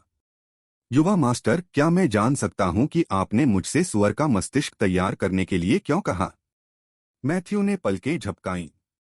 वह वास्तव में उसे यह नहीं बता सका कि वह वर्तमान में प्रयोग कर रहा था, है ना? उसने यह देखने के लिए जानबूझकर खुद को भूखा रखा कि क्या उसका शरीर किसी सुअर के मस्तिष्क पर प्रतिक्रिया करेगा। इससे उसके प्रारंभिक निष्कर्ष की पुष्टि होगी कि वह एक ज़ोंबी बन गया था। अजीब, लेकिन अच्छा। मैं सिर्फ मस्तिष्क का अध्ययन करना चाहता हूं और शायद एक चिकित्सक बनना चाहता हूं। मैथ्यू को सबसे अजीब बहाना मिला जो उसे मिल सकता था। एक चिकित्सक? क्रिस्टोफ भ्रमित लग रहा था। मैथ्यू ने कहा, आपको इसके बारे में ज्यादा सोचने या मेरे पिता को बताने की जरूरत नहीं है। मैं हाई स्कूल खत्म करने वाला हूं और मैं कुछ अन्य चीजें करने पर विचार कर रहा हूं। बस इसे तैयार करो और मेरे कमरे में ले आओ। ओह, टेडी को लाइब्रेरी में रहने दो और कुछ स्नैक्स ले आओ। इसके बाद मैथ्यू मिनी लाइब्रेरी छोड़कर अपने कमरे में चला गया। फिर वह क्रिस्टोफ द्वारा सुअर के मस्तिष्क को अपने बाथरूम में लाने का इंतजार करने लगा। ठीक है, तुम जा सकते हो, उसने ढके हुए बेसिन की ओर घूरते हुए कहा। मैथ्यू सिंक के सामने खड़ा था। उसकी आंखें उसमें रखे स्टेनलेस स्टील के बेसिन पर टिकी थीं। क्रिस्टोफ पहले ही जा चुका था। छोटा बाथरूम शांत था। उसने एक गहरी सांस ली। गंध ने उसे तुरंत प्रभावित किया। खून, लोहा, कच्चा मांस। यह तीखा था, अप्रिय लेकिन परिचित। जैसे कि एक बार जूनियर हाई में जीव विज्ञान की कक्षा के दौरान जब उन्होंने एक मेंढक का विच्छेदन किया था तो उसने कुछ फुसफुसाया था। उसने नाक सिकोड़ ली। क्या उसे कुछ महसूस नहीं होना चाहिए? यदि वह वास्तव में एक ज़ोंबी में बदल रहा था तो क्या गंध उसके अंदर कुछ गहराई तक हलचल नहीं मचानी चाहिए? भूख की तरह? तीव्र इच्छा? कुछ भी? लेकिन कोई नहीं। उसे केवल घृणा महसूस हुई। उसने बेसिन के ढक्कन पर अपनी आंखें सिकोड़ लीं। शायद मैं टूट गया हूं, वह बुदबुदाया। या एक दोषपूर्ण ज़ोंबी। धीरे धीरे उसने आवरण को हटा दिया। सुअर का मस्तिष्क वहीं बैठा था, गुलाबी तरल पदार्थ के उथले तालाब में थोड़ा तैर रहा था। यह बिल्कुल वैसा ही दिखता था जैसा होना चाहिए, भूरा, झुर्रीदार, सिलवटों और रेखाओं के साथ जो पिघले हुए अखरोट की तरह दिखते थे। वह उसे घूरता रहा। अभी भी कुछ नहीं। कोई चाहत नहीं। कोई अचानक आग्रह नहीं। कोई भी प्रवृत्ति उसे यह नहीं कहती कि इसे कच्चा ही खा जाओ। बस मतली। उसने मस्तिष्क की ओर पलकें झपकाईं। इतना ही। वह थोड़ा और करीब झुका और दूसरी सांस ली। रक्त अब अधिक गाढ़ा हो गया था। यह उसकी नाक से चिपक गया, लेकिन इससे कुछ भी प्रज्वलित नहीं हुआ। इसने उसे मुंह बंद करने के लिए प्रेरित किया। यह हास्यास्पद है, वह बुदबुदाया। उसने अपने हाथ को देखा, अपनी उंगलियां मोड़ी, फिर अपनी निगाहें बेसिन की ओर लौटाईं। ठीक है, या तो मैं ज़ोंबी नहीं हूं, उन्होंने कहा, या मैं उस प्रकार का ज़ोंबी हूं जो शाकाहारी है। वह सिंक से पीछे की ओर झुका और ढक्कन को मस्तिष्क के ऊपर वापस खींच लिया। यह बिल्कुल भी मददगार नहीं था। मैथ्यू ने सिंक के ऊपर दर्पण में अपने प्रतिबिंब को देखा। उसे यकीन नहीं हो रहा था कि वह वास्तव में क्या ढूंढ रहा है। उसने उसके चेहरे पर झुर्रियां डाली, अपना सिर थोड़ा झुकाया, फिर अपने बालों में हाथ फिराया। फिर उसने इसे देखा। एक आकृति। उसके पीछे। उसका शरीर आश्चर्य से कांप उठा। वह घूम गया। वहां वही भूतिया औरत खड़ी थी जिसे उसने उस रात देखा था जब उसने पत्थर खो दिया था। उसका पैर अपने आप एक कदम पीछे फिसल गया। उसकी आंखें सिकुड़ गईं। कुछ अलग था। वह दिख रही थी। हल्का। पहले से अधिक पारदर्शी। उसके शरीर के किनारे फीके लग रहे थे, जैसे हवा में धुआं पतला हो रहा हो। उसका चेहरा, जो उसे विस्तृत और पीला याद था, अब मुश्किल से ही पहचाना जा रहा था। आंखें सूनी थीं। विशेषताएं शेष स्वरूप में मिश्रित हो गईं। ऐसा लग रहा था जैसे वह धीरे धीरे गायब हो रही थी। मैथ्यू ने घूर कर देखा। उसे पता नहीं क्यों, लेकिन उसका हाथ अपने आप हिलने लगा। वह धीरे धीरे उसकी ओर बढ़ा। उसकी उंगलियां कुछ भी नहीं मिली, जैसा कि अपेक्षित था। उसका हाथ सीधे उसकी छाती से फिसल गया। हालांकि उसे तुरंत यह महसूस हुआ, ठंडा, हड्डियों तक गहरी, आत्मा को सुन्न कर देने वाली ठंड, जैसे हिमानी पानी की बाल्टी में अपना हाथ डालना। उसकी सांसें अटक गईं, उसकी त्वचा पर चुभने वाले तेज दंक से आंखें सिकुड़ गईं। फिर यह बदल गया। गर्माहट खिल उठी। गर्म नहीं, शरीर का तापमान भी नहीं, बस गर्म, जटिल, जीवित। यह सिर्फ उसकी त्वचा पर रगड़ नहीं रहा था, यह उसमें घुस रहा था। जैसे कोई अदृश्य चीज ठंड के माध्यम से वापस पहुंच गई हो और उसे जकड़ लिया हो। गर्मी पहले उसकी उंगलियों तक पहुंची, फिर उसकी हथेली में। उसमें कुछ धीरे से स्पंदित हुआ। वह महसूस कर सकता था कि यह उसकी बाह तक फैल रहा है, उसकी नसों में फैल रहा है। यह आग या गर्मी नहीं थी, यह उपस्थिति थी, याद, आत्मा। जैसे जैसे गर्मी गहरी होती गई, मैथ्यू की आंखें चौड़ी हो गईं और उसने कसम खाई वह इसे अपने मूल में डूबता हुआ महसूस कर सकता था, पानी में स्याही की एक बूंद की तरह बसता हुआ। अब उसके अंदर किसी विदेशी चीज की झलक महसूस हो रही थी। कब्जा नहीं, कुछ नरम, जैसे कोई आत्मा उसके अंदर सांस छोड़ रही हो। उसकी सांस गले में अटक गई। उसने अपना हाथ पीछे खींचा, जैसे कि उसने किसी बिजली के तार को छू लिया हो, लेकिन गर्मी बरकरार रही। उसकी हथेली में एक हल्की सी धड़कन उसकी छाती तक जाती हुई। उसकी उंगलियां कांपने लगीं, डर से नहीं, बल्कि कुछ सोख लेने की अजीब अनुभूति से। कुछ बिल्कुल उसका नहीं। उसने अपने हाथ की ओर देखा, फिर ऊपर देखा। वह चली गई थी, लेकिन गर्मी नहीं थी। कोई आवाज नहीं, कोई चेतावनी नहीं। एक सेकंड के लिए वह वहां थी, और अब कुछ भी नहीं। उसने पीछे मुड़कर अपने हाथ की ओर देखा, फिर भी उसकी त्योरियां चढ़ी हुई थीं। क्या उसे छूने के बाद मेरी भूख गायब हो गई? वह बड़बड़ाया। उसकी भौहें धीरे धीरे ऊपर उठीं। उसका हाथ एक ढीली मुट्ठी में सिमट गया। इंतजार। वह रुका, फिर बुदबुदाया, क्या मैंने बस उस भूत को आत्मसात कर लिया? अध्याय 19, चीजों को इधर उधर ले जाना। अध्याय 19, चीजों को चारों ओर ले जाना। मुझे लगता है कि आपने वास्तव में अच्छा किया, टेडी ने उस टेस्ट पेपर को देखते हुए कहा जिसे मैथ्यू ने अभी अभी समाप्त किया था। मैथ्यू लाइब्रेरी की कुर्सी पर वापस बैठ गया। मेज पर पेंसिल थपथपा रहा था और टेडी अपना तैयार टेस्ट पेपर देख रहा था। यह सही है, ठीक है, इसमें से अधिकांश, टेडी ने पृष्ठ पर नजर डालते हुए और फिर मैथ्यू पर नजर डालते हुए कहा। आपको वास्तव में इसमें से अधिकांश याद है? मैथ्यू हल्की सी मुस्कुराहट के साथ पीछे झुक गया। यह अजीब है। मैंने उस भाग का अधिक अध्ययन भी नहीं किया, लेकिन उत्तर मेरे पास आ गए। टेडी ने सिर हिलाया। यही विचार है। इसका मतलब है कि दोहराव काम कर रहा है। उन्होंने सवालों को पलट दिया। फिर भी आपने निबंध वाले हिस्से को बखूबी निभाया। आपने गद्यांश को शब्दशः उद्धृत भी किया। मैथ्यू ने अपनी बाहें पार कर लीं। वह हिस्सा, यह मेरे दिमाग में आ गया, जैसे मैंने अपने सामने पेज देखा हो। उसने इसे जोर से नहीं कहा, लेकिन वह जानता था कि यह सिर्फ पढ़ाई के कारण नहीं था। उनके विचार अधिक तीव्र थे। उनका फोकस ज्यादा मजबूत है। उसकी त्वचा के नीचे ऊर्जा की धीमी गड़गड़ाहट थी, और यह कैफीन से नहीं थी। यह भूत था, पहले वाला। वह अभी भी धीमी, लेकिन मौजूद गर्मी को महसूस कर सकता था। यह फीका नहीं पड़ा था। किसी अज्ञात कारण से वह अब एक ऐसा प्राणी बन गया है जो भूतों को अवशोषित कर सकता है। यह अजीब है, लेकिन यह सच भी हो सकता है। उन्होंने दोपहर का शेष समय आगामी परीक्षण के लिए सामग्री पर विचार करने में बिताया। टेडी प्रसन्न लग रहा था, वास्तव में गर्वित। मैथ्यू ने कितनी आसानी से पाठों को समझ लिया। यहाँ तक कि अधिक जटिल गणित की समस्याएं और ऐतिहासिक संदर्भ भी उसे स्वाभाविक लगे। जब वे शाम 8 बजे के करीब समाप्त हुए तो मैथ्यू ने हाथ बढ़ाया और अपने नोट्स पैक किए। वे पुस्तकालय से बाहर निकल गए। नीचे की मंजिल पर अभी भी रोशनी जलती देखकर मैथ्यू को कोई आश्चर्य नहीं हुआ। दूसरी मंजिल से वह बकबक और कटलरी की खनकती आवाज सुन सकता था।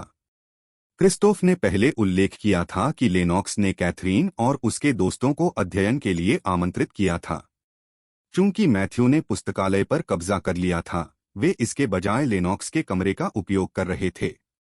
जब तक वे पहली मंजिल पर पहुंचे, भोजन कक्ष भर गया। लंबी मेज पर प्लेटें और पेय पदार्थ रखे हुए थे। हर कोई बैठा था, मैं, एलिसा, लेनॉक्स, कैथरीन और उनके कुछ सहपाठी। जैसे ही मैथ्यू ने प्रवेश किया, कमरा थोड़ा शांत हो गया। कुछ लोगों का सिर घूम गया। फोक्स बीच हवा में रुक गए। ठीक उसी समय क्रिस्टोफ स्टेक की 2 प्लेटों के साथ प्रकट हुआ, प्रत्येक हाथ में एक। यंग मास्टर, आपका रात्रिभोज, क्रिस्टोफ ने कहा। क्या आप इसे यहीं पसंद करेंगे या? मैथ्यू ने मेज की ओर देखा भी नहीं। इसे पूल में ले जाओ, हम वहीं खाना खाएंगे। क्रिस्टोफ ने सिर हिलाया और आगे बढ़ने के लिए मुड़ा। टेडी झिझका। मैथ्यू, क्या हम यहीं खा सकते हैं? यह सचमुच ठीक है। मैथ्यू उसकी ओर मुड़ा। जिन लोगों को आप पसंद नहीं करते, उनके साथ खाना खाने से पाचन प्रभावित होता है। यह आपके चयापचय के साथ खिलवाड़ करता है। मैं मेज से उठ खड़ी हुई, उसकी कुर्सी जोर जोर से खरोंचने लगी। क्या आप सचमुच अभी भी ऐसा ही व्यवहार कर रहे हैं? आपको लगता है कि आप रहस्यमय हैं या कुछ और? बस इसे स्वीकार करें, आप पाने के लिए कड़ी मेहनत कर रहे हैं। मैथ्यू ने चलना भी बंद नहीं किया। उसने अपनी आंखें घुमाईं और मेज के पार चला गया। तभी कैथरीन ने उसके सामने कदम रखा और पूल की ओर जाने वाले गलियारे को अवरुद्ध कर दिया। वह रुक गया। उसके हाथ उसकी जेबों में ही रहे। वह उसके आसपास नहीं घूमता था। कैथरीन ने उसकी ओर देखा। उसकी मुद्रा स्थिर थी, लेकिन उसने कुछ नहीं कहा। क्या वह उससे कुछ करने की उम्मीद कर रही थी? उसने मन ही मन सोचा। फिर भी मैथ्यू ने चुप्पी बनाए रखी। उसने कुछ कहा नहीं, बस इंतजार किया। जवाब में कैथरीन भी नहीं हिली। उसकी भुजाएं उसके किनारों पर आराम से टिकी रहीं। मई के पीछे से फुसफुसाने से पहले कुछ सेकंड के लिए सन्नाटा फैल गया। कैथी गंभीरता से, उसे जाने दो, वह सिर्फ तुच्छ व्यवहार कर रहा है। लेकिन कैथरीन ने अपने दोस्त की बात पर कोई प्रतिक्रिया नहीं दी। उसका ध्यान मैथ्यू पर रहा। मैथ्यू ने अंदर ही अंदर खर्राटा लिया। अतीत में मैथ्यू कैथरीन की क्षमा पाने के लिए सब कुछ करता था। शायद महिला को उम्मीद थी कि वह आज भी वैसा ही करेगा। मैथ्यू ने नीचे उसके जूतों की ओर देखा, फिर ऊपर की ओर देखा। क्या आप कुछ कहने की योजना बना रहे हैं या बस वहीं खड़े रहने की योजना बना रहे हैं? फिर भी वह कुछ नहीं बोली। उसके पीछे लेनॉक्स अपनी सीट से खड़ा हो गया, लेकिन पास नहीं आया। वह देख रहा था, इंतजार में। मैथ्यू ने एक बार अपनी नाक से सांस छोड़ी। हटो, उन्होंने कहा। फिर भी कैथरीन ने ऐसा नहीं किया। उसने अपना सिर थोड़ा झुका लिया। आप मेरा समय बर्बाद कर रहे हैं। एक पल के लिए ऐसा लगा जैसे वह कुछ कहेगी। उसका मुंह थोड़ा खुला और फिर बंद हो गया। मैथ्यू ने एक छोटा कदम आगे बढ़ाया, इतना करीब कि उनकी बाहें टकरा सकती थीं। वह फिर भी नहीं हिली। कैथरीन ने कहा, मुझे लगता है कि आपको लेनॉक्स से माफी मांगनी चाहिए। मैथ्यू, मुझे पता है कि आप ऐसा इसलिए कर रहे हैं क्योंकि मैंने आपका उपहार अस्वीकार कर दिया है, लेकिन आपको छोटा होना बंद कर देना चाहिए। आपकी वजह से लेनॉक्स को ठेस पहुंची है।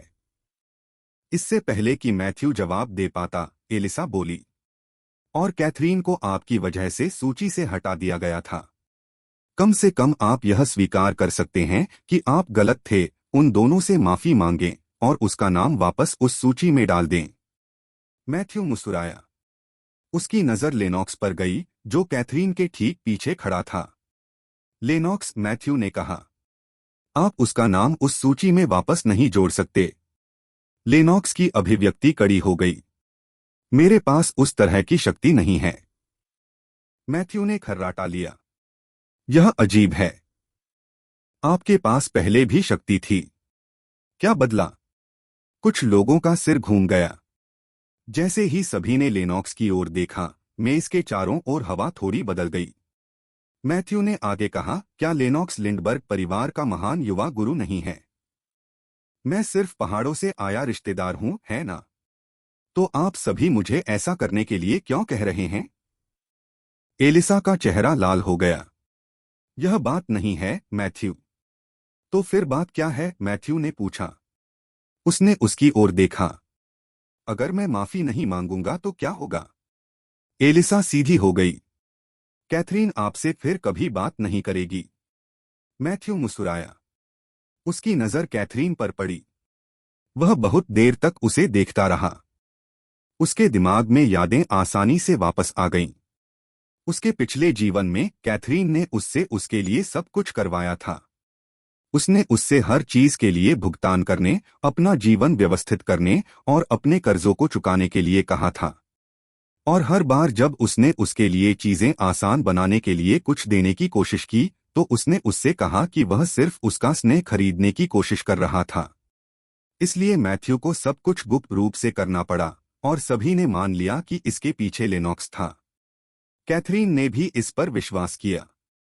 सबसे लंबे समय तक उसने सोचा कि लेनॉक्स लिंडबर्ग परिवार का असली उत्तराधिकारी था, और मैथ्यू सिर्फ एक दूर का रिश्तेदार था जिस पर श्री लिंडबर्ग को दया आ गई और उन्होंने उसे प्रायोजित करने का फैसला किया। अतीत में मैथ्यू ने इसे कभी ठीक नहीं किया। उसके पिता ने भी उसे कभी ऐसा नहीं बताया। उसके पिता ने सोचा कि यही बेहतर होगा। उसे सुरक्षित रखने का एक तरीका, विशेषकर उस अपहरण की घटना के बाद जब वह 12 वर्ष का था। लेकिन अब चीजें अलग हैं। कुछ चीजों को बदलने की जरूरत है। अच्छा, मैथ्यू ने कैथरीन से नजरें मिलाते हुए कहा। मुझे आशा है कि आप सचमुच ऐसा करेंगे। फिर वह उसके पास से निकल गया। और मुझे माफी मांगने के लिए परेशान करना बंद करो, जो नहीं होगा। बस दूर रहो और मेरा दिन बर्बाद करना बंद करो। जैसे ही मैथ्यू उसके पास से गुजरा और गलियारे से नीचे गायब हो गया, कैथरीन तेजी से झपकाने लगी। उसकी आंखें भर आईं और एक क्षण बाद वह अपना चेहरा पोंछते हुए दूसरों से दूर हो गई। लेनॉक्स तेजी से उसके बगल में चला गया। उसने उसके कंधे पर हाथ रखा और करीब झुक गया, कुछ ऐसा फुसफुसाया जिसे बाकी कोई नहीं सुन सका। कैथरीन ने कोई जवाब नहीं दिया। उसने बस अपना सिर नीचा रखा। मैं अपनी सीट से खड़ी हो गई, बाहें क्रॉस कर लीं। वह सिर्फ प्रतिशोधी हो रहा है। यही सब कुछ है। वह अस्वीकृति को बर्दाश्त नहीं कर सकता, इसलिए अब वह गुस्सा निकाल रहा है। एलिसा ने सिर हिलाया। उसे अपने पास मत आने दो, कैथी। वह इसके लायक नहीं है। मई आगे बढ़ी। तुम्हें सिर्फ परीक्षा और अपनी मां पर ध्यान देना चाहिए। उसे भूल जाओ। लेनॉक्स ने उनके बीच नजर डाली। रुको, उसकी मां को क्या हुआ? क्या सर्जरी सफल रही? मई ने अपना सिर हिलाया। नहीं, डॉक्टर ने इसे टाल दिया। कैथरीन को समय पर पैसे नहीं मिल सके और बीमा अब मदद नहीं कर रहा है। एलिसा ने कहा, वह कल से अंशकालिक नौकरी शुरू कर रही है। बचाने के लिए। लेनॉक्स का जबड़ा कड़ा हो गया। मैं इसके बारे में कुछ करने की कोशिश करूंगा। इससे मई को विराम लग गया। वास्तव में? उसने पूछा। लेनॉक्स ने हल्का सा सिर हिलाया। उसने उस दिशा में देखा जिस दिशा में मैथ्यू गया था, फिर कहा, मैं किसी से बात करूंगा। शायद मैं कुछ चीजें इधर उधर कर सकता हूं। अध्याय 21 मेरे पिता का पुत्र। अध्याय 21 मेरे पिता का पुत्र। मैथ्यू, तुम कहाँ जा रहे हो? लेनॉक्स ने उसी क्षण पूछा जब उसने मैथ्यू को अपने कमरे से बाहर निकलते देखा। वह तेजी से खड़ा हुआ और उसके पीछे चला गया। मैथ्यू ने उसकी ओर देखा। क्या आप इतने समय से यहीं इंतजार कर रहे हैं? अपनी वर्तमान ताकत का परीक्षण करने के लिए कठिन अभ्यास के बाद उसने अभी अभी स्नान समाप्त किया था। सुबह के 9 बज चुके थे। मैथ्यू ने अभी अभ्यास का एक नया सेट पूरा किया था, कुछ ऐसा जिसे उसने अपनी वर्तमान ताकत का परीक्षण करने के लिए एक साथ रखा था। हाँ, मैं आपसे इस बारे में बात करना चाहता था, लेनॉक्स ने शुरू किया। अगर यह फिर से कैथरीन के बारे में है, मैथ्यू ने बीच में कहा। परेशान मत हो। वह रसोई की ओर चलने लगा, लेकिन लेनॉक्स ने आगे बढ़कर उसका कंधा पकड़ लिया। लेनॉक्स ने कहा, मैथ्यू, भले ही उसने आपको अस्वीकार कर दिया हो, कम से कम आप उसे उस सूची में वापस ला सकते हैं। उसे उस सूची में वापस लाओ। मैथ्यू रुका और उसकी आंखों में देखा। क्या आपने कभी खुद से पूछा है कि क्या वह उस सूची में पहले स्थान पर आने की हकदार है? लेनॉक्स ने भौहें चढ़ा दी। वह वर्षों से उस सूची में है। मैथ्यू ने एक छोटी सांस छोड़ी। हाँ, क्योंकि मैंने उनसे उसे शामिल करने के लिए कहा था, भले ही उसके ग्रेड सबसे अच्छे थे। कैथरीन पर्याप्त स्मार्ट नहीं है, और स्कूल के सभी अधिकारी जिन्होंने छात्रवृत्ति प्राप्तकर्ताओं को चुना था, वे इसकी पुष्टि कर सकते हैं। मैथ्यू थोड़ा झुक गया। स्कूल उन छात्रों को छात्रवृत्ति नहीं देता है जो मानकों को पूरा नहीं करते हैं, लेनॉक्स। मैं पहले अंधा था। मैंने किसी ऐसे व्यक्ति से एक स्थान छीन लिया जिसने वास्तव में इसे अर्जित किया था। वह पीछे हट गया। ऐसा दोबारा नहीं होगा। जब लेनॉक्स ने मैथ्यू के कंधे को जाने दिया, तो वह नाश्ता करने के लिए रसोई की ओर चला गया। मैथ्यू इस समय बहुत अच्छे मूड में था, लेकिन इसका उसकी वर्तमान ताकत से कोई लेना देना नहीं था। ऐसा इसलिए था क्योंकि उसे आज रात होने वाली नीलामी के बारे में अपने बर्नर पर एक गुमनाम संदेश मिला था। वहां एक सभा होगी और सभी वीआईपी ग्राहकों को आमंत्रित किया गया था। यह मैथ्यू के लिए कुछ ऐसे लोगों के साथ बातचीत करने का अवसर था जिन्हें वह अतीत से जानता था। क्रिस्टोफ ने कहा, युवा मास्टर, श्री लेनॉक्स ने हमें दोपहर के भोजन के लिए कुछ भोजन तैयार करने के लिए कहा जिसे वह ले जा सकें। मेरा मानना है कि यह मिस कैथरीन के लिए हो सकता है। मैथ्यू ने खाना जारी रखते हुए सिर हिलाया। उसने कोई जवाब नहीं दिया। उसे इसकी जरूरत नहीं थी, क्योंकि इससे अब उसे कोई सरोकार नहीं था। फिर भी यह जानना उपयोगी था कि लेनॉक्स कैथरीन के साथ क्या कर रहा था। लेनॉक्स को पूरी तरह से खत्म करने का उनका कोई इरादा नहीं था। इसके विपरीत, उसे पास रखने का मतलब उसकी हर हरकत पर नजर रखना था। तुम मेरे साथ कार में आओ, क्रिस्टोफ। मैथ्यू ने अपना भोजन समाप्त करने के बाद कहा। आगामी नीलामी की तैयारी के लिए उसे कुछ चीजें तैयार करनी थीं, उनमें से एक उसका पैसा भी था। मैथ्यू के अंदर फिसलते ही क्रिस्टोफ ने कार का पिछला दरवाजा खोला। ओट्टे पहले से ही ड्राइवर की सीट पर था। मैथ्यू ने उससे कहा, अभी बाहर रहो। जब तक मैं काम पूरा नहीं कर लेता, तब तक प्रतीक्षा करो। मुझे क्रिस्टोफ से बात करनी है। ओट्टेप ने सिर हिलाया और चला गया। यह देखकर मैथ्यू ने तुरंत क्रिस्टोफ को अपने साथ अंदर आने का इशारा किया। मेरे बगल में बैठो। क्रिस्टोफ अंदर चढ़ गया और अपने पीछे का दरवाजा बंद कर लिया। मैथ्यू ने अपनी आंतरिक जैकेट की जेब से एक छोटी सी काली थैली निकालते हुए कहा, मैं चाहता हूं कि आप मेरे पास जो भी हीरे हैं, उन्हें नष्ट कर दें। चुपचाप। हमारे विदेशी संपर्कों का उपयोग करें। केवल विवेकशील दलाल। क्रिस्टोफ ने थैली की ओर देखा। हीरे? मैथ्यू ने बिना किसी हिचकिचाहट के इसे सौंप दिया। हाँ, सफेद, नीला और कुछ फैंसी कट। अगर वे अभी भी विश्वसनीय हैं, तो जिनेवा संपर्क का उपयोग करें। मुझे नकदी चाहिए। ऐसा कुछ भी नहीं जो किताबों पर टिका रहे। क्रिस्टोफ ने थैली को अपनी हथेली में तौला। क्या मुझे पूछना चाहिए कि यह कहां से आया? मैथ्यू सीट के सामने पीछे की ओर झुक गया। क्या आपको सचमुच जानने की इच्छा है? क्रिस्टोफ मुस्कुराया और अपना सिर हिलाया। नहीं, यंग मास्टर। अच्छा। मैथ्यू अपने फोल्डर में पहुंचा और क्रिस्टोफ को एक छोटी मुद्रित सूची सौंपी। मुझे 3 नए व्यक्तिगत खाते खोलने की भी आवश्यकता है। अलग अलग बैंक, अलग अलग देश। यदि आवश्यक हो तो उपनामों का उपयोग करें, लेकिन सुनिश्चित करें कि मैं यहां से बिना बाहर निकले उन तक पहुंच सकता हूं। प्रत्येक खाते में कम से कम 5 मिलियन। हीरे साफ होने के बाद मैं बाकी को तार दूंगा। क्रिस्टोफ की भौं थोड़ी ऊपर उठी, लेकिन उसने कुछ नहीं कहा। मैं नहीं चाहता कि गतिविधि का पता परिवार से लगाया जाए। नाम साफ रखें। मैथ्यू रुका, फिर जारी रखा। इसके अलावा मैं चाहता हूं कि जब मैं 12 साल का था तब से अपहरण के मामले को गहराई से देखें। पुलिस रिपोर्ट ढूंढें। जिसने भी मामले को संभाला है उससे बात करें। उस समय से परिवार के कर्मचारियों की सूची की जांच करें। जो कोई भी अभी भी हमारे लिए काम कर रहा है उनके संपर्कों के बारे में पता लगाएं। क्रिस्टोफ ने कहा, ओल्ड मास्टर ने वर्षों पहले ही इस मामले पर गौर किया था, लेकिन हमें कुछ नहीं मिला। फिर लेनॉक्स पर ध्यान केंद्रित करें, मैथ्यू ने उत्तर दिया। ऐसा लग रहा था कि इसने क्रिस्टोफ को आश्चर्यचकित कर दिया है। मिस्टर लेनॉक्स, उसने पूछा। हाँ। जांच का ध्यान उस पर और उसके अतीत पर केंद्रित करें। उसके माता पिता पर। वे लोग जो उसे उस गांव में जानते थे या जहां से भी वह आया था।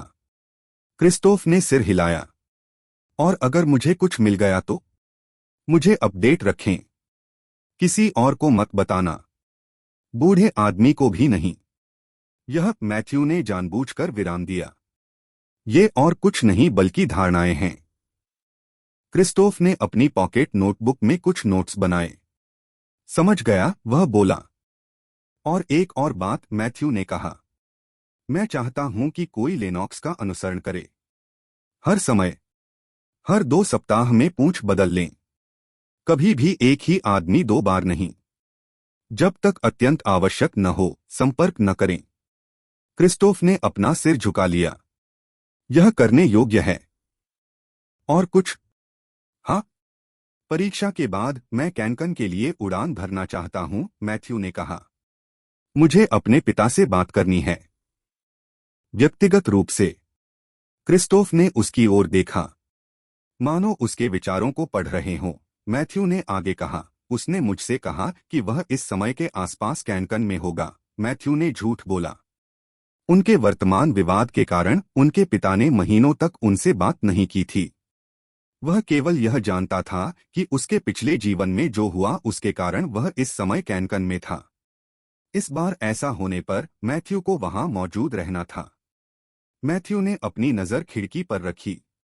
उनके पिता हमेशा बहुत व्यस्त रहते थे। अतीत में मैथ्यू ने कभी दूरी पर सवाल नहीं उठाया। उन्होंने कभी भी अपने पिता की बैठकों या देर रात के फोन कॉल की परवाह नहीं की। लेकिन वह पहले था। अब उसे जवाब चाहिए था। क्रिस्टोफ ने पीछे मुड़कर अपने नोट्स की ओर देखा। ठीक है, मैं इसकी व्यवस्था कर दूंगा। मैथ्यू ने हल्का सा सिर हिलाया। चुपचाप इसे संभालो। कोई गलती नहीं। क्रिस्टोफ ने नोटबुक बंद कर दी। समझा? मैथ्यू फिर उसकी ओर मुड़ा। ओटेप को बुलाओ। मैं आज रुकना चाहता हूं और कुछ कपड़े खरीदना चाहता हूं। आज रात के लिए कुछ अच्छा। क्रिस्टोफ दरवाजे तक पहुंचा लेकिन रुक गया। क्या? मैथ्यू ने पूछा। कोई प्रॉब्लम है क्या? क्रिस्टोफ ने उसकी ओर देखा। आप बदल गए हैं, युवा मास्टर। पुराने मास्टर प्रसन्न होंगे। उन्होंने प्रतिक्रिया की प्रतीक्षा नहीं की। वह कार से बाहर निकला और अपने पीछे का दरवाजा बंद कर लिया। मैथ्यू ने हंसते हुए क्रिस्टोफ की पीठ की ओर देखा। क्या इससे आपको आश्चर्य हुआ? वह मन ही मन बुदबुदाया। ऐसा नहीं होना चाहिए। आखिरकार मैं अभी भी अपने पिता का बेटा हूं।